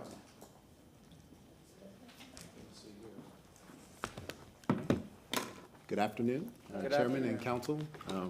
Hope you all are having a great Thursday. For the record, Deputy Administrator Elise Drumgo. Just wanted to come before you today to provide you with an update. So staff was requested to explore the potential of the city purchasing the Jackson House and subsequently filing for eminent domain for the property necessary to restore the house. And so you saw folks come in this morning, and then also Dr. Collins sits behind me, and I can be very direct and say that the house is not for sale. The foundation is also not supportive of utilizing eminent domain as a solution to retain the property necessary to go forward. The adjacent property owners, the Accardis, have been very receptive and cooperative, along and throughout this process. And, just a little bit of background on it. They've also provided some access across their property in the past to allow for the stabilization of that structure. So, I really don't want to speak for legal counsel, but I know that the process of eminent domain is lengthy, it is time-consuming, and it can take years, and it can be an expensive approach to resolving this issue. And it doesn't necessarily guarantee the outcome that I think you all would like to see, and that folks in general would like to see, and that is really a full restoration of the Jackson House in its current location with retention of its historical designation. And so we've operated parallel to this particular request with that in mind. And we've been working with the adjacent property owners and the foundation to figure out a path forward. And so I will say that I do believe that that path we've discussed that path with you all individually, and I like to refrain from getting into the nuances of that path today with respect for the process, because as you all know, it's not over until it's over, and it's not officially locked in until it's locked in. So if it is the pleasure of council, we'd love to be able to take some of what we've shared with you, put it into a formal agreement, and bring that back to you. I was talking to Attorney Massey a few minutes ago because he's been helping and supporting on this.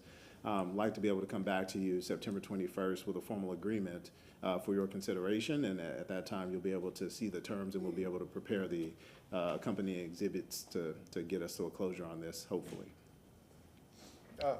Why do I keep raising my hand? All right, thank you very much, sir. Before I go to council members, there's, like I mentioned this morning, the first thing I mentioned before I even got sworn in to the mayor at the time was, what about the Jackson House?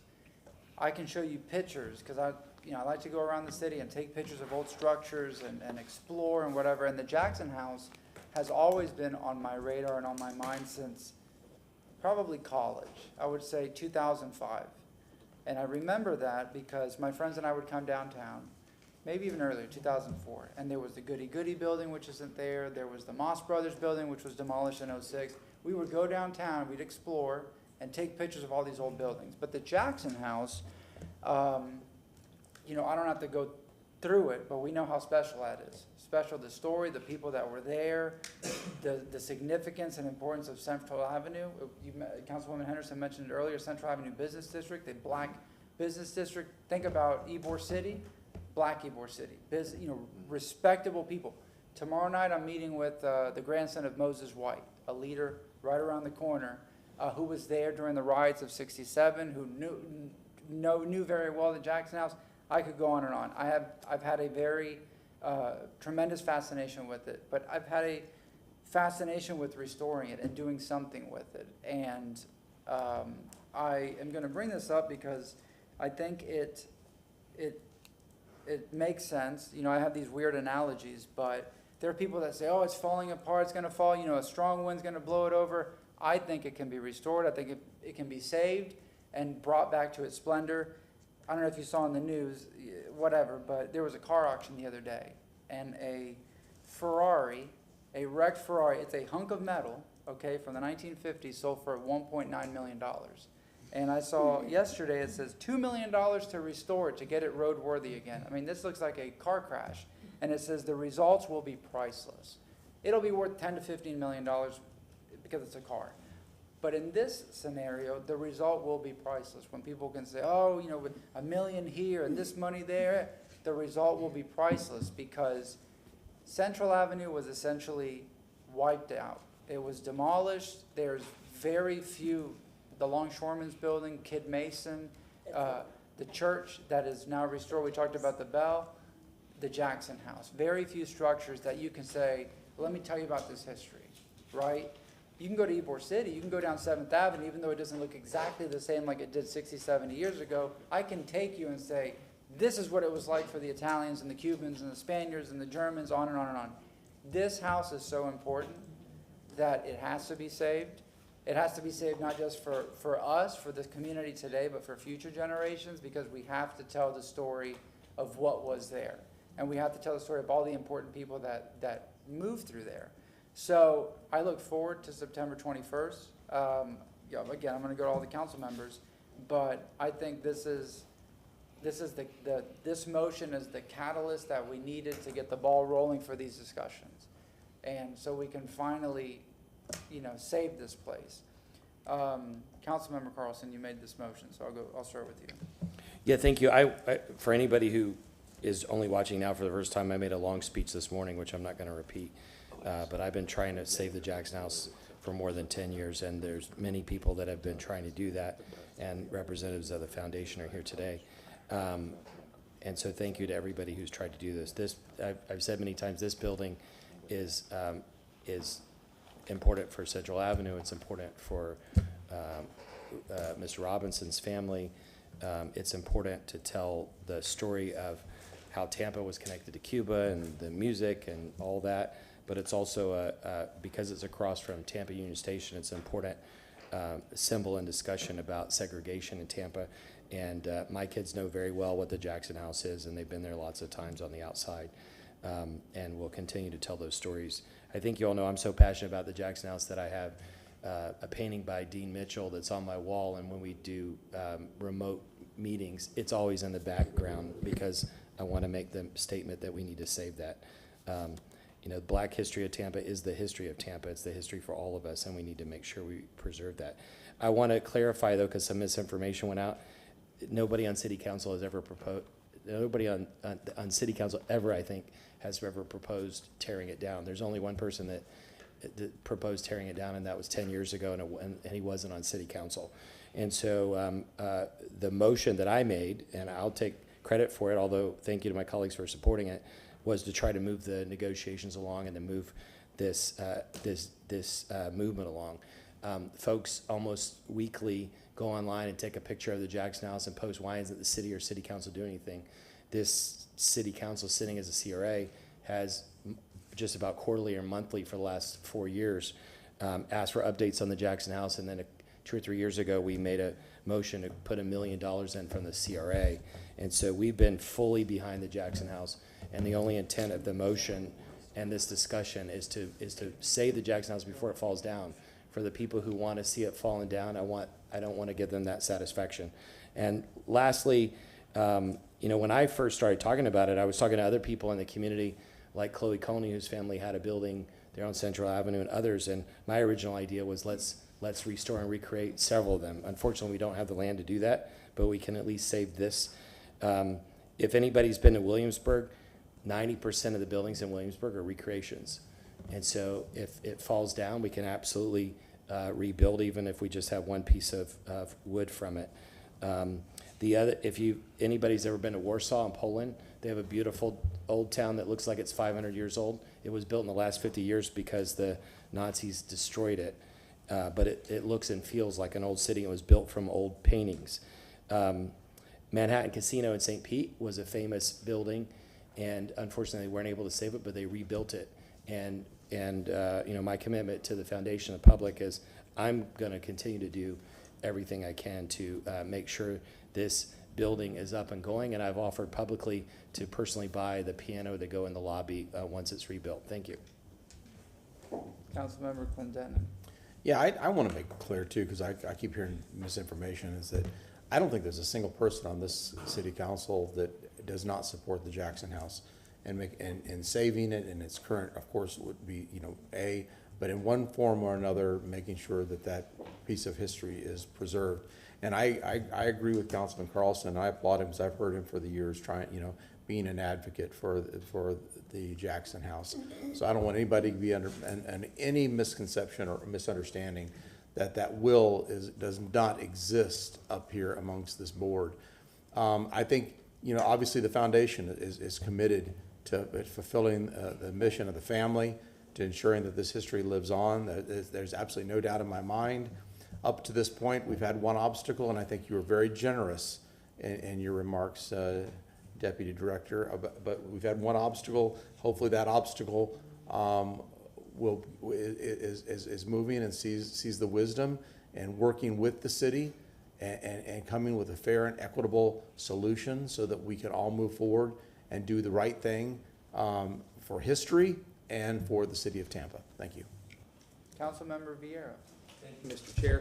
And I wanted to again thank everybody who's been working on this. Elise, obviously you've been doing a lot of work, and everybody, including Councilman Carlson. I remember being peppered on the Jackson House when I spoke as a candidate at Cafe in Tampa. So yeah, very, very important issue. But yeah, I mean, the larger issue, we can get on the Jackson House individually, but is the idea of Tampa Black history and how it's always ignored. And very, very much, I mean, names like in the city of Tampa, like Robert Saunders, Martín Maceo, Francisco Rodriguez, people who are still with us like Delano Stewart, Arthenia Joyner, so many other folks are part and parcel of the heart and soul of Tampa and should be, common names for everybody who knows anything about Tampa. Same thing with the state of Florida, Harry T. and Harriet Moore, Willie Howard, so many different amazing names here in Florida and whatnot. Talking about the issue of eminent domain, I'm not an eminent domain attorney, so I'm not speaking from experience or anything of that nature. I know very little about it. In fact, and I don't wish to know much about it as an attorney, but it would appear to be a very risk-laden process, very costly, with particularly from what I hear, punitive sanctions if we're not on the winning side. And the biggest issue is, and I sound like my mediator role here, but is we can have reasonable peace, right, or the real prospect of peace without the threat of litigation, without the punitive nature of litigation, which is just going to come in like a wrecking ball and harm the diplomatic relations that we need with all the parties to do what all of us want to do, which is to save the Jackson House. I certainly think that's important. I also give a lot of deference to the board of the Jackson House, some of the folks who are here, et cetera. I'm the kind of person that believes that a person like myself, when I'm in a situation like this, I listen. That's the most important thing, is I listen. And so I give a lot of deference to the folks who are on the board of the Jackson House, those who are personal stakeholders in that regard. I think that's very, very important for us as a body. But, it sounds like you got a good agreement going, like you're, something that's going to be happening that's good. And, sounds like y'all are, like I said before, you're dating, and maybe you'll get engaged and put a ring on it before you know it. So thank you. A lot of relationship talk. I know, man. Yes, ma'am. Councilmember Harris. No. Yeah, maybe it may sound a little spiritual, but the Jackson House is still standing for a reason. When you look at it, it is in disarray, but I believe that God will not let it fall. And so we have gotten to a point where we've come to a resolution. We're close. I want to thank the foundation for their passion and sticking with it. I want to thank you for the work that you've done in helping them come to a compromise in this matter. I want to thank Councilman Carlson for his passion. Intimate domain is not the way. Historically, it's just not the way. It's not a good idea in terms of the historical aspect of taking a property that belonged to black folks, as we would say. That has happened too much in our history, although I do believe the intentions were good, but not with this matter. So hopefully, when you come back to us in 2 weeks, we'll be moving along, because really what we all know that needs to happen is that the work needs to begin. I believe God has given us a reprieve to get to this point, so I do appreciate what you've done so far. Yes, ma'am. Thank you. And I just wanted to echo basically what everyone else says, and to, give my thanks to Mr. Drumgo and Mr. Massey for continuing to work on this. And I really look forward to seeing the Jackson House not rebuilt, but just, being brought back to its former glory. Thank everyone who's had a major part in it. Councilman Carlson. Yeah, one clarification on motion. The motion was never to file eminent domain against the Jackson House. It was to file eminent domain against the adjacent property. And I don't know the ethnicity of the owners, but I don't think they're black. Anyway, I appreciate that. but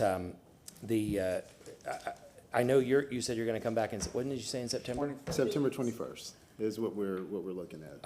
I had the pleasure of talking to Dr. Collins and her board members after the meeting, and I'd like to go ahead and schedule a time for her to come back and talk about the plans for renovation, so that if the contract comes back in September, hopefully it would be executed in October. How about November 2nd? Is that too early to ask them to come give an update?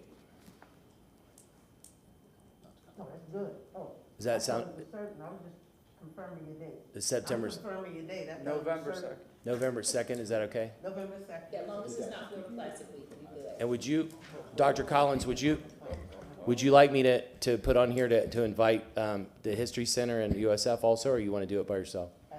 We meet every other Monday, so I'll let them know we'll be coming. Okay, so I'd just like to make a motion to have an update on, from the Jackson House Foundation, USF, and Tampa History Center on November 2nd. We have a motion from Councilmember Carlson, second from Councilmember Clendenin. All in favor? Aye. Aye. Thank you. And I just want to say thank you to the Tampa City Council for being supportive, because everybody up here supports this. Thank you to you and your staff. Thank you to Dr. Collins and your board. We have your back. And again, you've heard the passionate voices up here. We've heard the passionate voices in the audience. And I look forward to a ribbon cutting of the resurrected Jackson House coming soon. So I'm really excited and looking forward to this. May I thank one last person? Yes. I also wanted to thank the most ignored group in America, lawyers. No, I'm joking. But the lawyers who did this, Mr. Massey and others, really, and everybody, Rebecca Johns, everybody, thank you very much. Because the unsung heroes in America, lawyers. No, I'm joking. But again, obviously, to the attorneys, a lot of work and whatnot. So thank you. Lawyers applauding lawyers, shocking. Thank you, All right, thank you. and again, we are not 100% done, right? We're not 100% done. I just wanted to reiterate that, but we look forward to coming back to you. So, Thank you very much, sir. Yes, sir. Thank you all. All right. Next up, Michelle Van Loan. I believe you have a PowerPoint on street renaming. Good afternoon, Chair, City Council members. For item number 119, I quickly would like to go over the three requests for this presentation. First, we have Dr. Walter Smith. As many of you know, he was the 7th president of Florida A&M University, and under his tenure, he was able to there was an effort to merge FMU with UF, and he was able to defeat that and keep it as a standalone historically black college. He acquired at that time $10 million, which was a very impressive endowment. It doesn't seem like much today, to help with his efforts for the athletic programs and expanding into new degree programs. Under his leadership, they expanded the Black Archives and built new improved facilities, including Bragg Memorial Stadium. In addition to that, he served as a Fulbright Scholar at the University of Malawi. He also, again, created new higher education programs for the instructors there. He also established I want to get this correct, Funda Community College in Soweto, South Africa. He also wrote The Magnificent 12 about Florida's 12 black junior colleges. They did establish the Dr. Walter Smith Library in Drew Park. I'm sorry, it is Drew Park, yes? No, it's in West Tampa, I'm sorry, I know that, West Tampa, it's been a long day. And it has been dedicated to the enhancing the educational development of his boyhood community. And as you can see, the library's right there on the corner. We have a sign right across the street, which is right at Cypress and North Albany. So as you approach, you'll see that going towards the library there. And if you don't have any questions on Dr. Smith, or you want to save them to the end? Many of us know his son, Walter Jr. Dr. Smith, incredible career, highly respected, you know, and his contributions to the state, to the city, to the education system. I mean, I don't even have to express it, but very well deserved, so. Yeah, you struggle with just, go ahead, because I'll go last since I'm a rattler. Please, go ahead. No, she's a rattler, she's a rattler. Okay, well, first of all, you know, this is so befitting because we have our past national president, Dr. Carolyn Collins, in the room. And actually, I'm very excited to actually say this, that he was my president as a freshman at Florida A&M University. And his history is profound. Everything that you did read, very significant what he's done. I'm so happy to see this. I have a very nice surprise motion under new business that will even support this effort, but very glad to see, well-deserved. He is a homeboy, Tampa native, and of course, the only Florida A&M University president from Tampa, West Tampa, on the west side. So just so thankful for this opportunity to celebrate him in this way. And I know that his family is very proud. He also has a daughter, by the way, who is a lawyer, and an environmentalist and a son. Councilman Vieira. And yeah, no, and Dr. Smith, I mean, who passed on a little over a year ago, I believe Thanksgiving of 2000, I won't say, but nevertheless. It was the end, it's because we brought it in January, we had met the 1-year requirement. Mhm. There you go. Okay, strike that. So Dr. Smith was obviously a tremendous individual, a wonderful academic, a civil rights leader, and a Korean War era veteran as well, who served our country in uniform during Jim Crow. In a time when his country wouldn't stand up for him, he and his brother and others stood up for our country.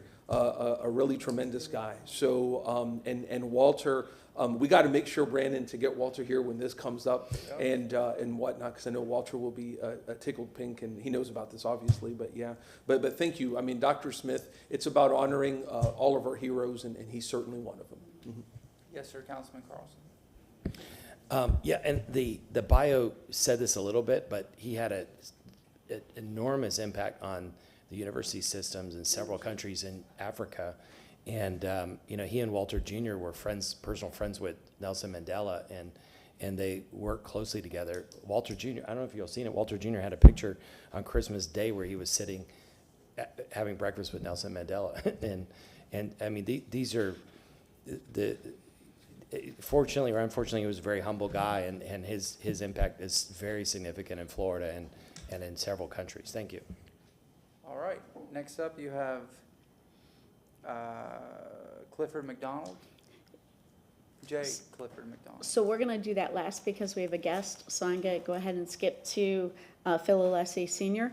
Most of us all know the Alessi Bakery and all of their work, and the national, they supply bread and they supply baked goods to national chains and grocery stores.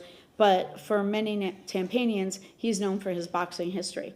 And again, the hobnobbing and being friends with not only Muhammad Ali and Ferdy Pacheco. Sorry, I'm not a, that was a little bit before my time.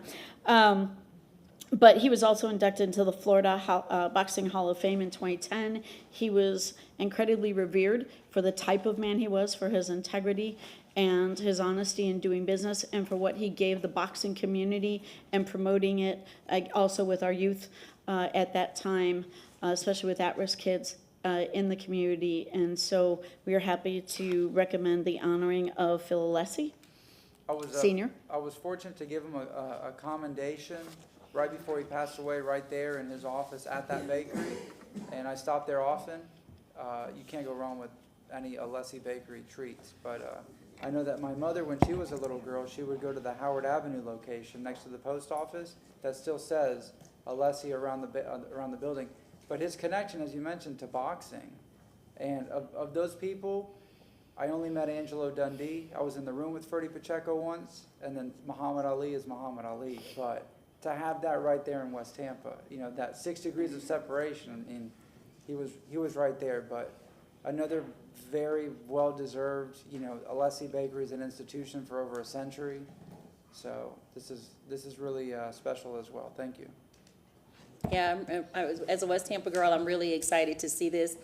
This is where I discovered frozen, not frozen, but cold pizza called chicata. Scachata. Yep. That's what it's called. Yeah, we used to eat that all the time at Jefferson High School, where his son also is a dragon, John Alessi. So I love going in there and seeing his son still running the place for him. And this is just a great addition in terms of street naming. So this has just been a good day from the top of the morning. Glad we're doing this. Yep. Thank you very much. Next up, you said you have a special guest in the audience? Yes, if we can have a PowerPoint back 1 second. So I just want to point out that the sign will be right there at Paddock and Cypress, right in front.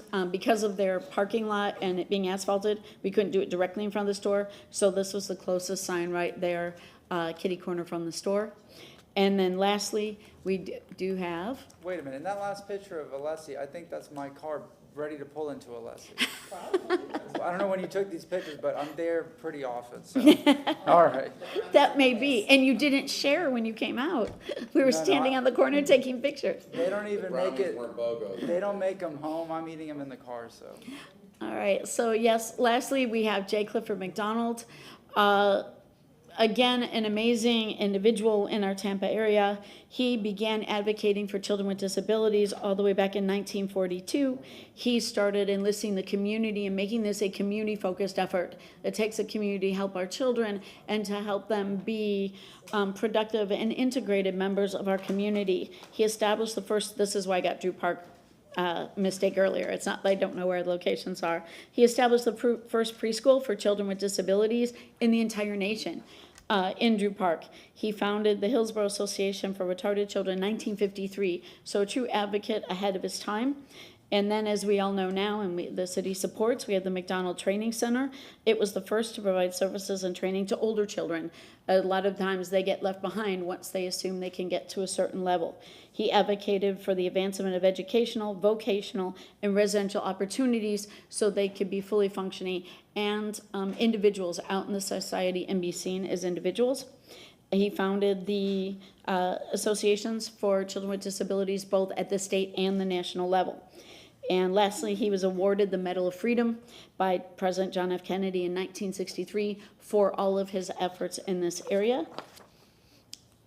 And the sign is right there. Again, because of the light poles, we wanted the sign to be seen. And it's right across the street. You can see there from the McDonald Training Center. And we do have Phyllis Guthman. She is the Director of Advancement for the McDonald Training Center. And she just wanted to make a couple of statements about Mr. McDonald. Thank you very much. Go ahead, ma'am. Thank you. Well, thank you very much for this opportunity.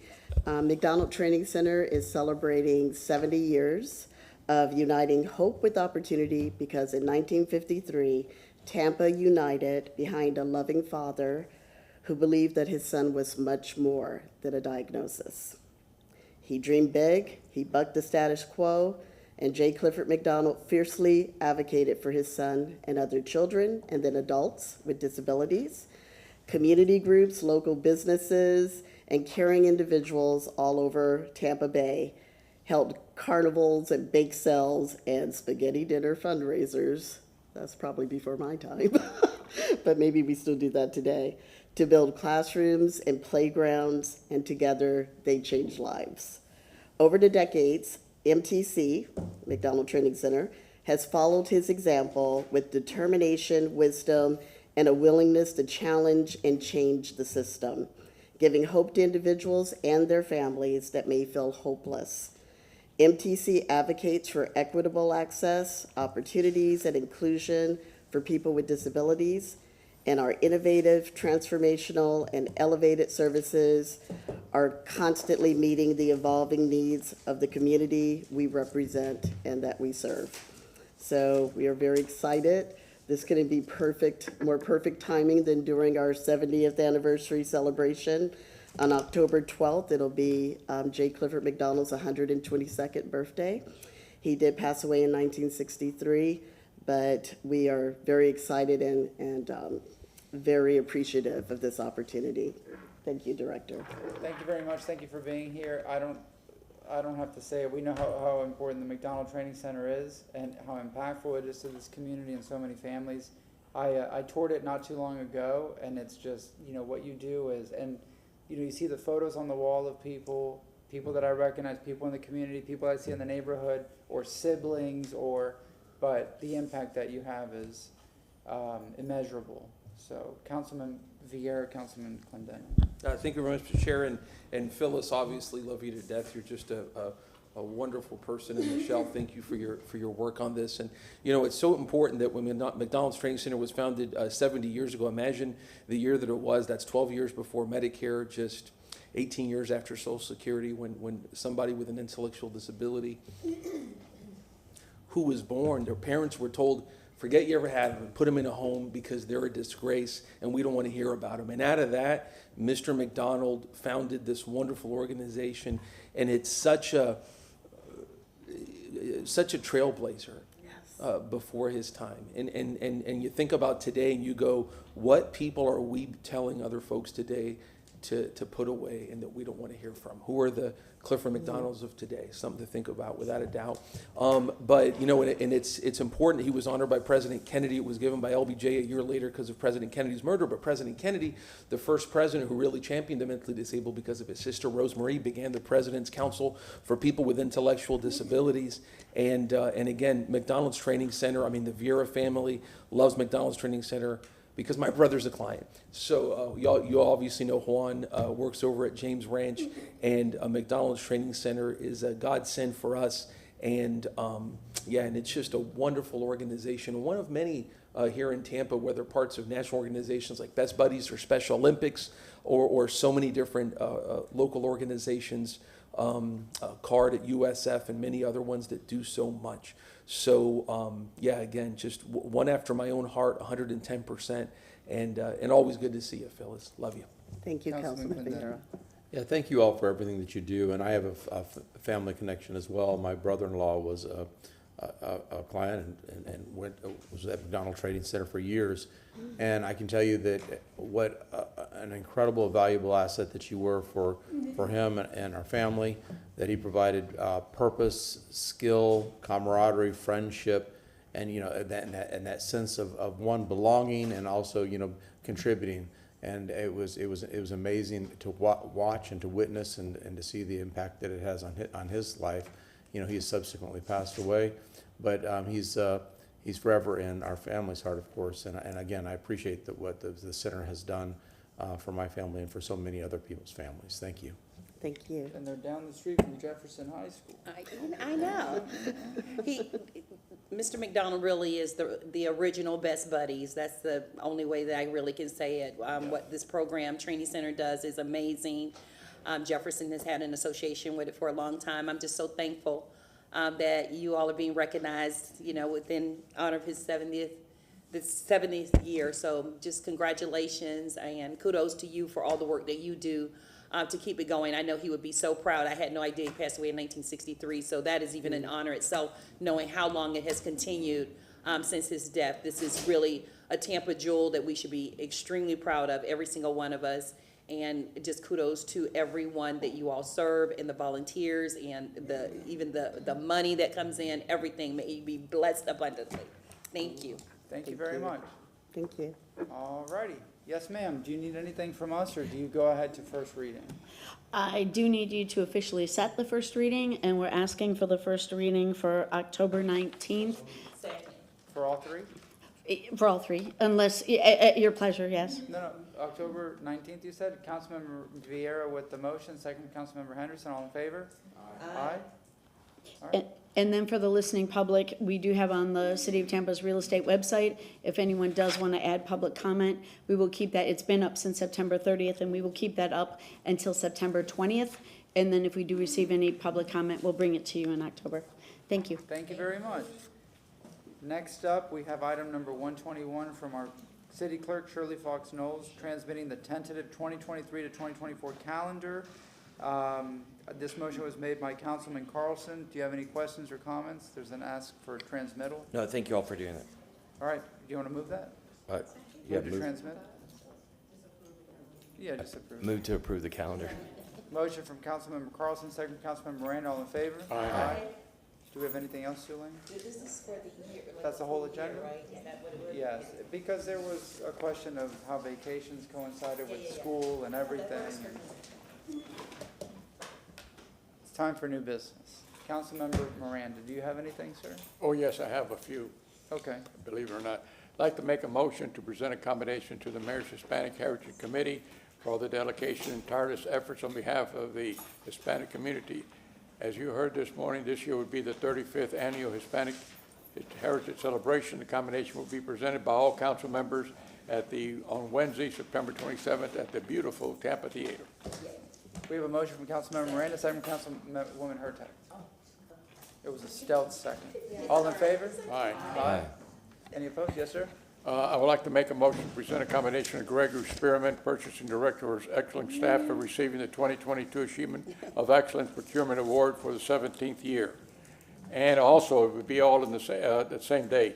I'd like to make a motion to present a personal commendation to Gregory Spearman for receiving the Distinguished Service Award that was awarded to Mr. Spearman at the National Institute of Government Purchasing Annual Forum in Louisville, Kentucky on August 21st, 2023, and that will be presented, if you approve it, on September the 7th, 2023.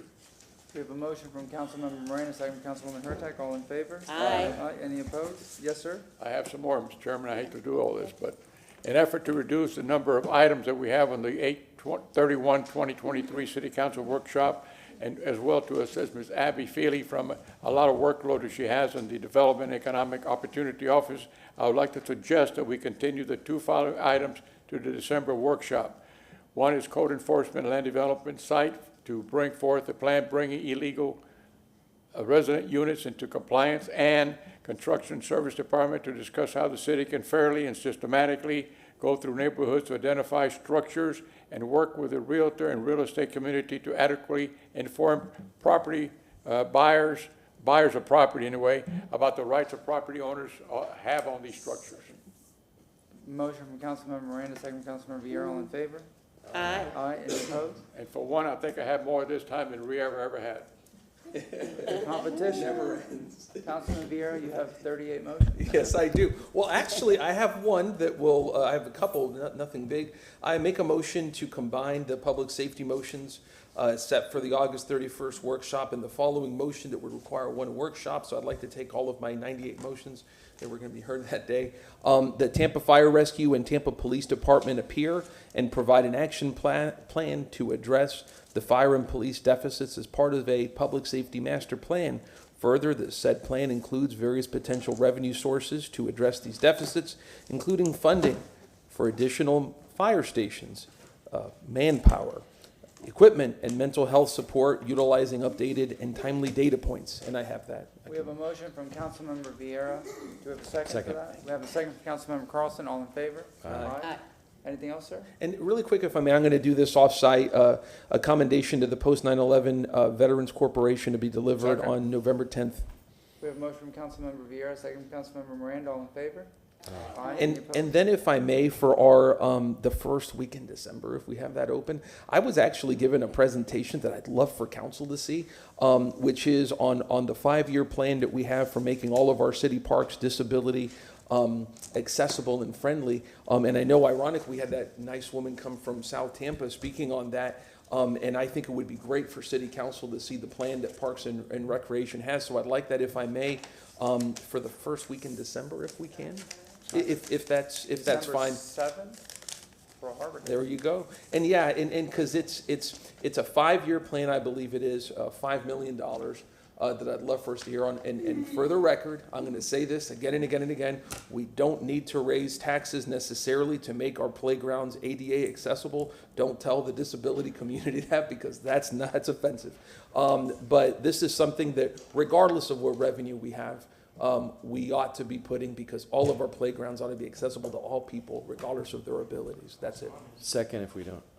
Read my lips, is how you say it. But could we, I didn't hear you put a time limit. Could you put in a 10-minute time limit? Absolutely, yeah. And do we have a big agenda that day? Because it can go on Which another day day. is this? December 7th? That's so far out. Yeah, but the presentation should be 5 minutes, and then the rest of it will be in our hands. I think we're generally trying to get presentations of either 5 or 10 minutes, And right? that's Just so fine, I'm amenable to, I have no problem. If you want to make that as part of it, no more than, the what? Do you want it during staff reports? Or at the Yeah, beginning? staff reports, yeah. We have To a make it motion from short. Councilmember Vieira, second from Councilmember Carlson. All in favor? Aye. And that's it. Yes, ma'am. Okay, so, I'm excited, so let me just get to this. This actually is a motion that I would like to make, and it's actually 47 years delayed.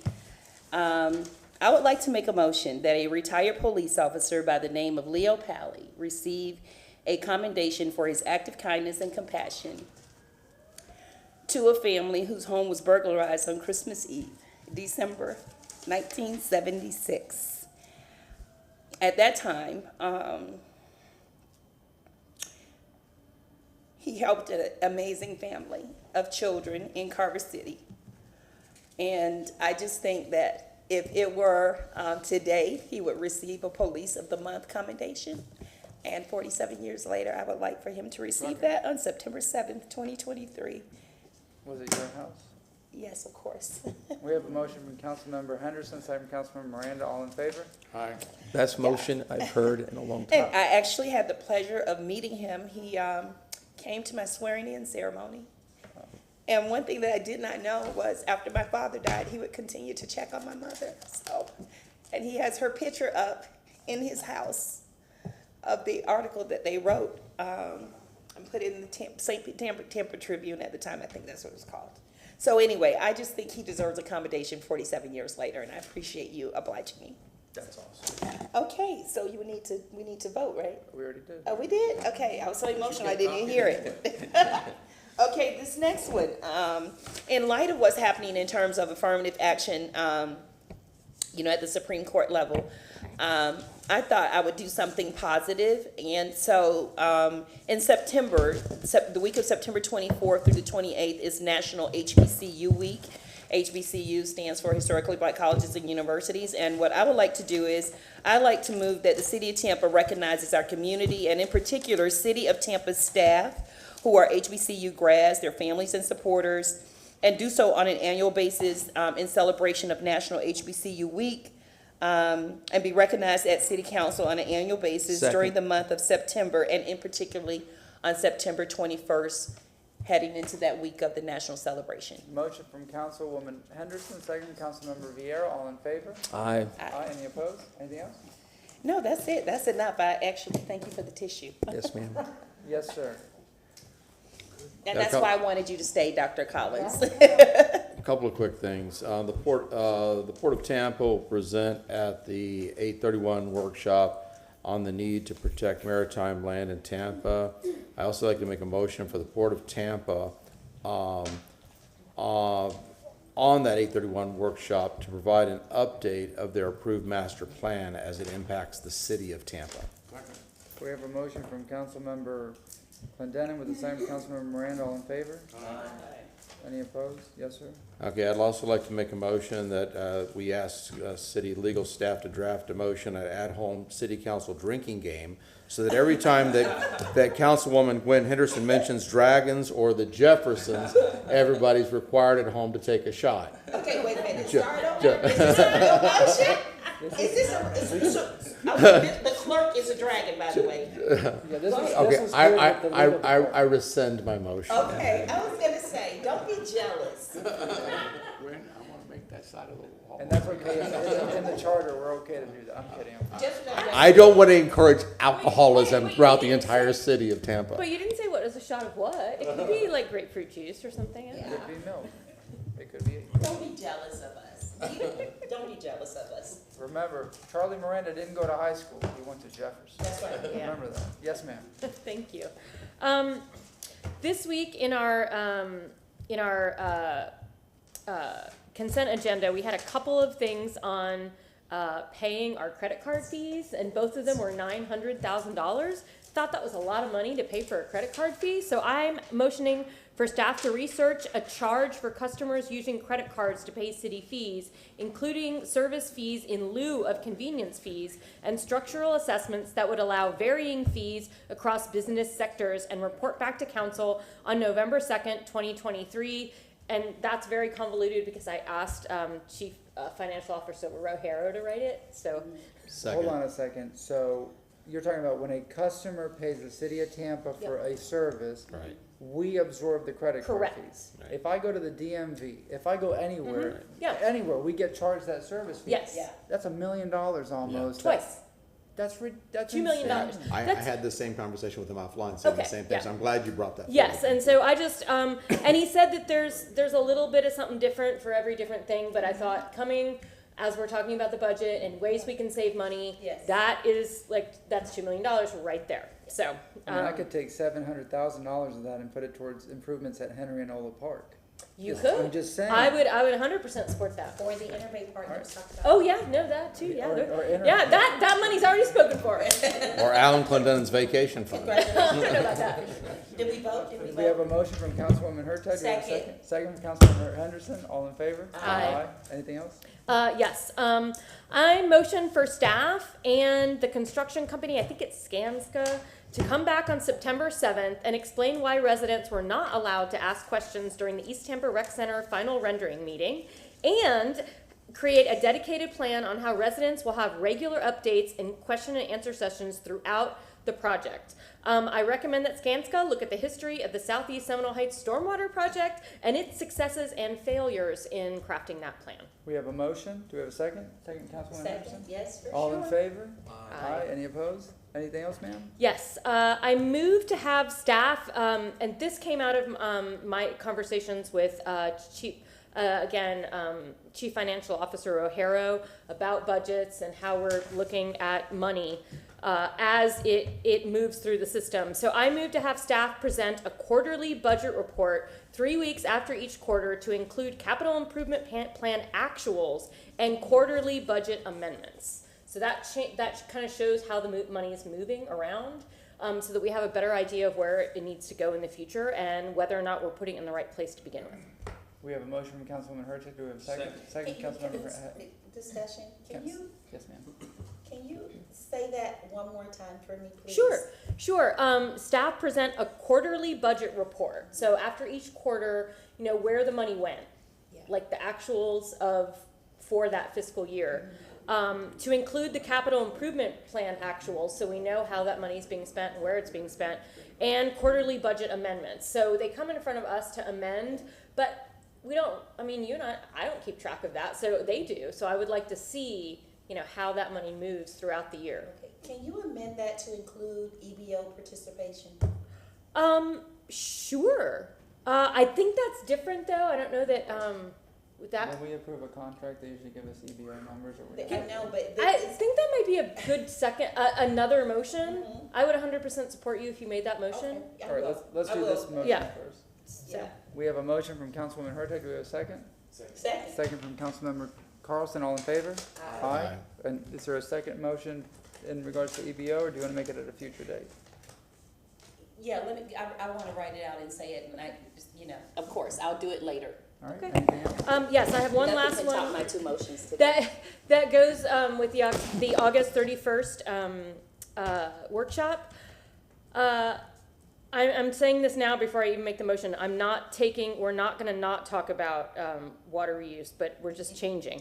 The first motion, because the information that would be presented is outdated and no longer needed, I move to withdraw the motion that the citizen stakeholder group be requested to provide an update on the Pure PCL contract during the August 31st workshop session. And I can read that motion to you if you want me to. You're taking an item off the workshop. I'm taking the item off the workshop, and I'm going to be replacing it with something else. So the item I'm taking off is citizen stakeholder group to provide an update on the use of funding left in the PCL contract approved in February 2022 to analyze best and worst case scenarios of continuing at the water status quo on Senate Bill 64, minimum flows on the Hillsborough River, and drought proofing the reservoir. Because now the PCL contract is only going with the 6 project. We have a motion from Councilwoman Hurtak, second from Councilmember Carlson. All in favor? Aye. And what do you wish to replace it with? In lieu of the report associated with the withdrawn motion, I move for staff to present a report to City Council on the status of the 6 pilot project during the August 31st, 2023 workshop. To prevent any confusion, there is no change to the motion that states city staff and a representative of the Sierra Club to report on how the city can modify the state law SB 64 or DEP guidelines regarding wastewater reuse/pure.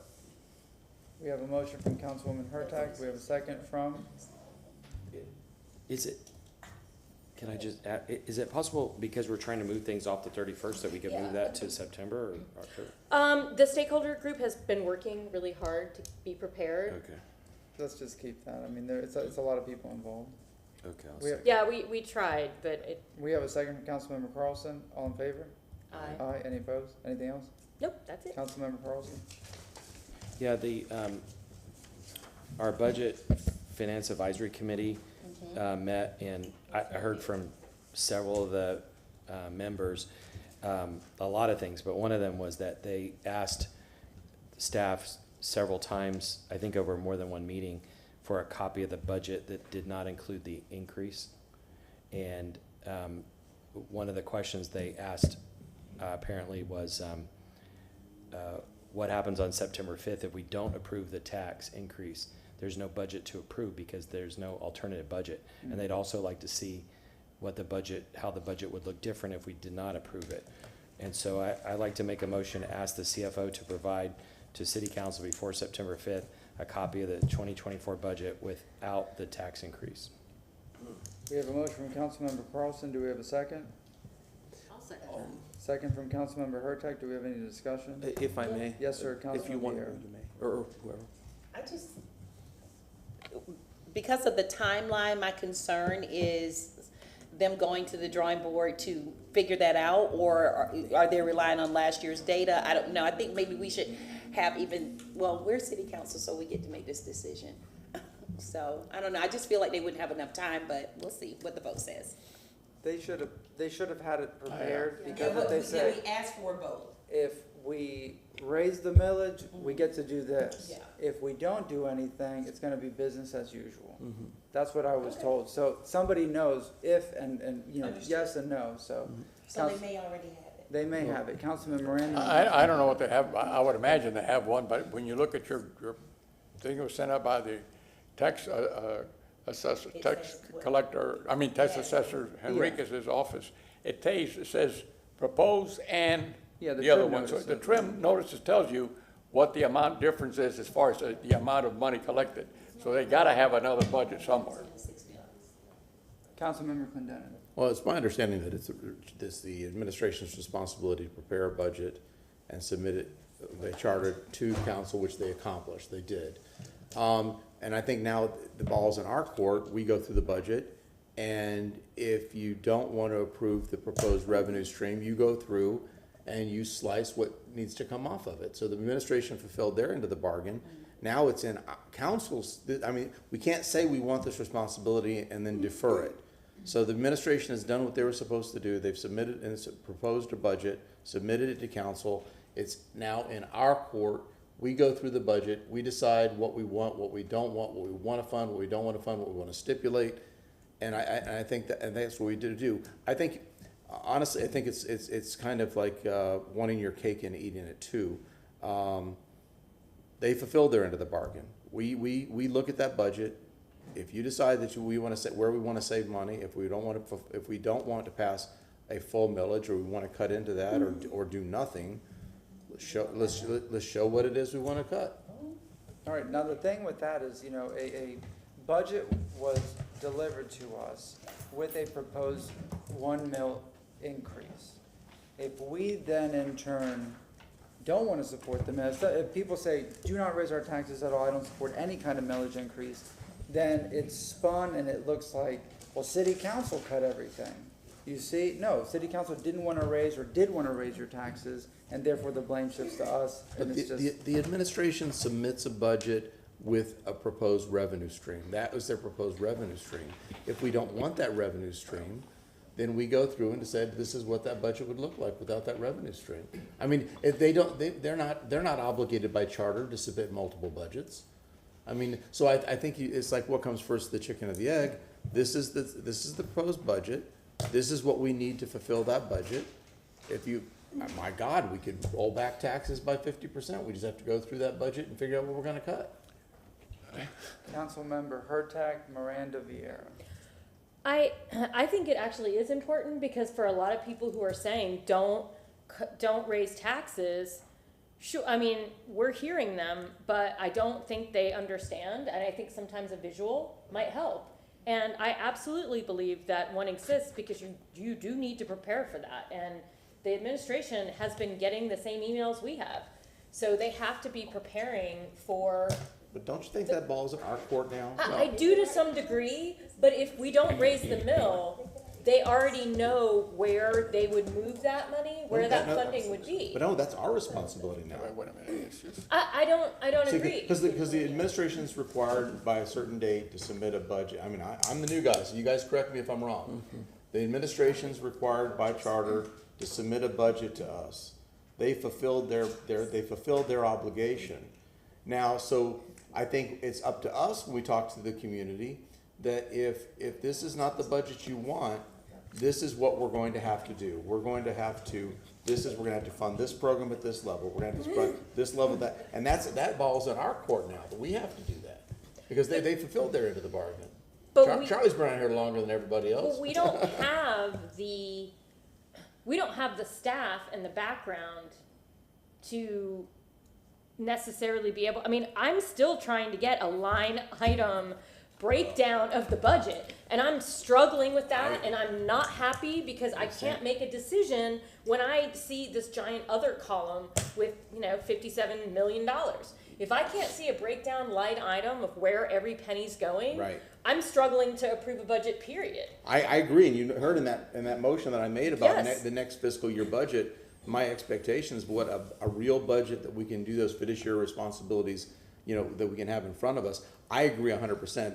But it appears to me, based on historical references and folks that I've spoken with, this has been an ongoing issue, and we're not going to solve this in a 45-day period for this fiscal year. So we kind of have to make we have to do with what we have with the information that we have. But we have 11 months to make sure that, and the next time we go through this process, we have the information we need. We have those line items. We have a book that includes all, both the general fund and the capital fund, all there for me to look at, and mine in writing, please, or in black and white on paper, so that I can redline it and go through and do the stuff that I want to do. But again, based on where we're at right now, what they've done, they've presented the budget, they submitted to us. This body's empowered to go through there with whatever information we have. Take your electronic red pen to it. No, I have done the same thing. I finally acquiesced and printed the whole thing out. Yeah. And I printed all 600 some odd pages. I'm like writing it up. I've got notes on every single, I mean, I have a big work, I'm working on it this weekend. It's a lot, and I'm not getting the answers. I have way more questions than I have time to even type up and send. So it's gonna be real interesting. But I do think that would help us make a decision. And then from there, if you have the mill increase and the no increase, then you can actually scale up easier.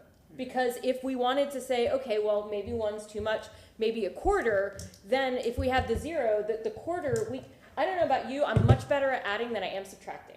It's easier. Well, yeah, but it's just harder for the human brain to think. So I would really love that no mill, A, for folks to really see what they aren't going to get, and then B, to be able to modify it if people still refuse.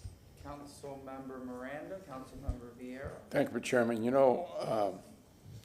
My only suggestion is if it is our budget once it's handed to us, but once it's handed to us, you have a very short period, window to pass it on the first and on the second reading. If you don't, and you go past that October deadline, you got a problem with the people that are giving us bond issues and everything else, and you're going to possibly get into some danger of losing some of your credibility. So I suggest if we want to do that, I think we ought to make a motion right now to ask them to send us one without the millage increase and what they were spending it for. So we can ask for, that's what they want? Is that what you're asking? Give me one now, send us one now without the millage increase, and send one with a millage increase. And that way, we don't have anything to look up, because there's thousands and thousands and thousands of things we purchase, and thousands of invoices we go through, and we're never gonna finish in 2 years to look down if you wanna do that kind of work in this period of time. It will never happen, in my opinion. So I think if you wanna do that, you better say it now, so they can't say we gave them short notice. That's all. Fair enough. I mean, that's what your motion says. Two budgets with and without the millage. Yeah, just, they've already Yeah. given us one, so we're just asking for the other one. That's what I'm saying. You want it, that's the only way we can do it. Councilman Vieira. Thank you very much. Yeah, I'll obviously support the motion. I also think the administration, and I've communicated this privately, should be ready for a variety of situations. There are 4 buckets of proposed spending, essentially, that this millage will go to. And they ought to be prepared for various scenarios. It's not all or nothing. It's not support the 1.0 or no. There's a whole lot of space in between there, et cetera. I think it's reasonable to say that there's not support on council, my opinion, just from hearing comments up here, et cetera, for the full 1.0, potentially. And I don't want to say that. I don't think there will be. So I don't mean to offend anybody or anything of that nature. I don't think there will be a majority support. I know for myself, I came out against it as soon as I heard about it, and for reasons that I've gone over many, many times.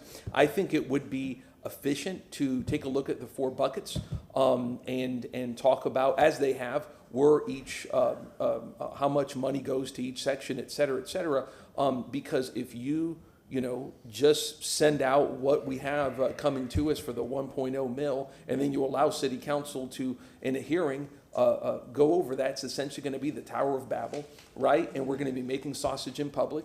We saw in 2017, if y'all remember, Councilman Maniscalco, Councilman, That's the word of the night. That's, yeah.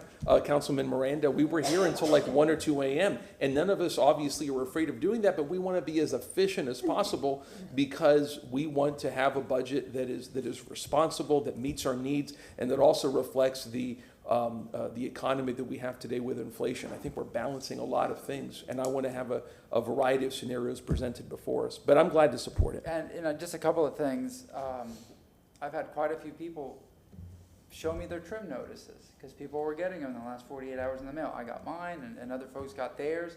No one ever brought me the trim notice. Not even when we had the stormwater discussion. And one or two people. But with this, people are very concerned. Another thing is perhaps, I don't know if Councilman Carlson would agree to this, but, in regards to our reserves, I think we're above the threshold that we need to be. If we need to dip into our reserve, keep the option open. I mean, that could be a no, it could be a yes. And also the motion that was made at CRA the other day and how we can free up some downtown CRA money, the police station discussion and whatnot. Just look at different ways to get to where we need to be without having to raise the millage or without having to go one route or another. So just look at all options. I mean, put all options on the table and see where it goes. So Councilman Carlson, you have a motion. Was there a second to it? I second it. Second from Councilwoman Hurtak? Did you say what date to have it back to us? By, They would deliver it to us before September 5th. yeah. I could set it earlier, but There's no time before. I assume, like some of you said, that they have it somewhere. It can't be like September 4th if they're gonna, Yeah, no, they need to give it to us the Friday before. So Friday before Labor Day, because that's Labor Day weekend. That's next week. That's September 1st. Yeah, September 1st. I think that's fair. We have a That's motion. 8 days from now. We have a motion from Councilmember Carlson, second from Councilmember Hurtak. All in favor? Aye. Any opposed? I'm gonna say nay. I think that's just too quick. But we do need it. It's $2 billion of the public's I money. agree. That's, I agree with that too. Yes, ma'am? And I'm saying that maybe, I just want to, I want to reemphasize though, we have Sorry, 11 months to fix next year. We do have 11 months to fix next year, and I will be behind you 100% if we decide not to go with OpenGov, because it's very confusing, and online can help, but not in every way. I understand that we don't need every single invoice. That's not what I'm asking for, but literally I need to know what goes to, I don't know, office supplies, or, you know, just that sort of stuff. But I'm just going to tell you now that I expect September 5th, I will have places and money to move. Like, doesn't matter, mill or no mill. I will come with changes and copies for everybody to look at. So I think that night we are going to be making sausage. I fully expect it. And I actually think the public really loves to see it, because they love to see how we're working to try to get stuff done, whether it be with or without a mill, to just, you know, even if we get the mill, does that money all need to be going where they say? Like, I think that some things need to be moved around if we get the mill, so. Is it gonna be in one document or two different documents? Can the numbers be side by side? Could be. I mean, that would be easier if they can just put them side by side. I mean, I don't know. Problem is, I don't know that we're gonna get a physical copy. We might get a digital copy, and I just, when it comes to numbers and digital, I just don't. I think it's very easy, because they said, with this full mill, it generates X amount of dollars. So we just deduct that and say, okay, we're not gonna get that extra 45 million, we're not gonna get, and that's it. And we, you know, because there is growth, there is revenue income that has been increasing year after year with property values, even though we're capped at 3% and whatnot. The city's making money. It's not, we didn't spend it all, you know, but. Move to close. Wait, Councilman Carlson. Do we voted, right? We voted. Yeah, we haven't voted. Yes, But we did didn't call the vote. vote. Can we call the vote, and then I want to make a couple We quick did vote. We voted and Councilwoman Henderson said no. Yeah, and I voted no. Okay, I just wanted to respond to a couple of comments. Every year for 4 years, Yeah. I said the same thing that Councilmember Clendenin did. Let's start early. We got 11 months. And I even made motions the first or second year to start the discussions like in March. And what happened is then staff came and explained to us how the departments are structured instead of having meetings with us about the budget. And in this case, our own advisory committee had several meetings with the CFO and the chief of staff leading up to this week. And in every one of those meetings, they asked them, are you going to propose a rate increase? And they didn't tell them.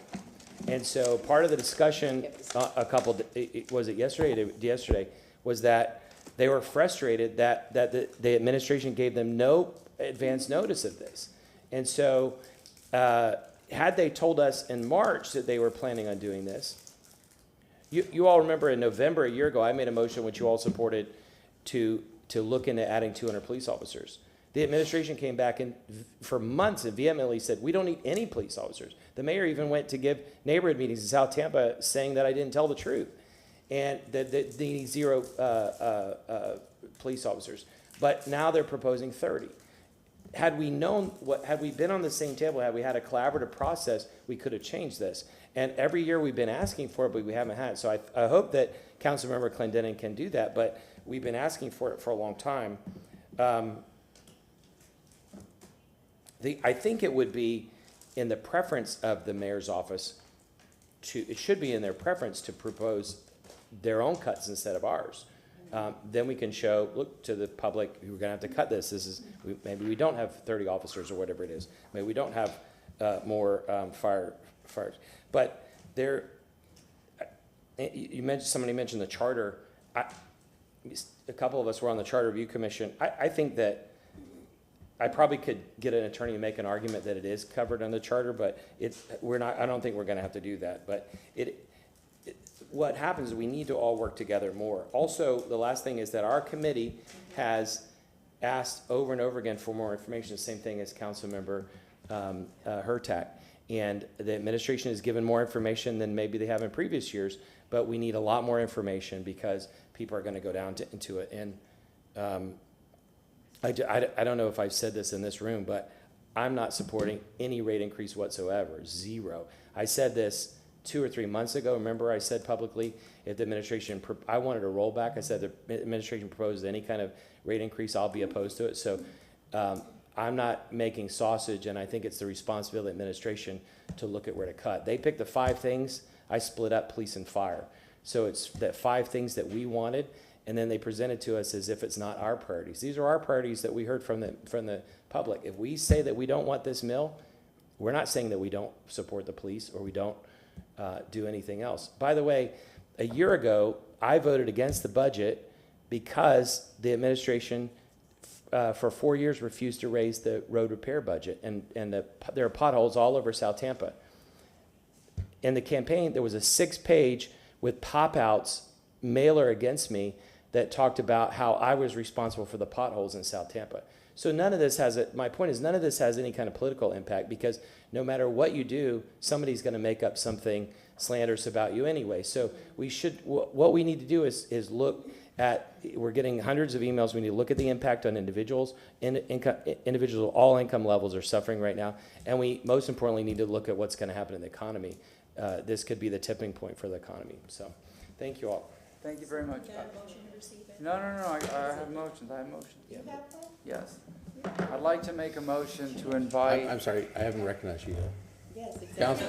Council- You know he goes fast. He doesn't need it. He goes Councilman fast. Maniscalco? Thank you very much. So I'd like to make a motion to invite Craig Newman from the Citizens Budget Advisory Board to present just for a few minutes as requested on September 5th at the beginning of the budget hearing. You know the work and the effort that the budget board, the advisory board puts in, especially with this budget, and I want to hear from them.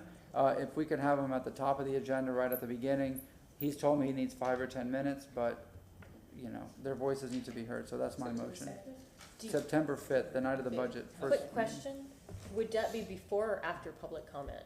Oh, at the beginning, just public. No, I want to open the meeting and bring him up. Okay, and then do public? Huh? Presentation. Yeah. You have the agenda ready for that day? I'd like him at the beginning, so. Okay. I'll coordinate with him, so. We have a motion on the floor. Is there a second? Second from council. Was there discussion? No. Okay, a second from Councilwoman Hurtak. All those in favor say aye. Aye. Opposed? The ayes have it. All right, and I'd like to present a commendation, if I can get him here. We have a night meeting September 14th at 5:01 p.m. I doubt he'll be able to come, but if we can get him here a few minutes before, I'd like to present a commendation to Mayor Dick Greco. It is his 90th birthday on that date. Again, he could be out of town, he could be whatever, but if he can't make it that day, I'll just give it to him off-site. He was our 4-time mayor. He's 90 years old, and I'd like to present him with something from council. There's a motion on the floor from Councilman Maniscalco, a second from Councilman Charlie Miranda. All those in favor say aye. Aye. Opposed? Ayes have it. All right, motion to receive and file. So moved. We have a motion from Councilwoman Henderson, silently. Do we have a second? Second from Councilman Deere, all in favor? Aye. We are adjourned. At 4:58 p.m.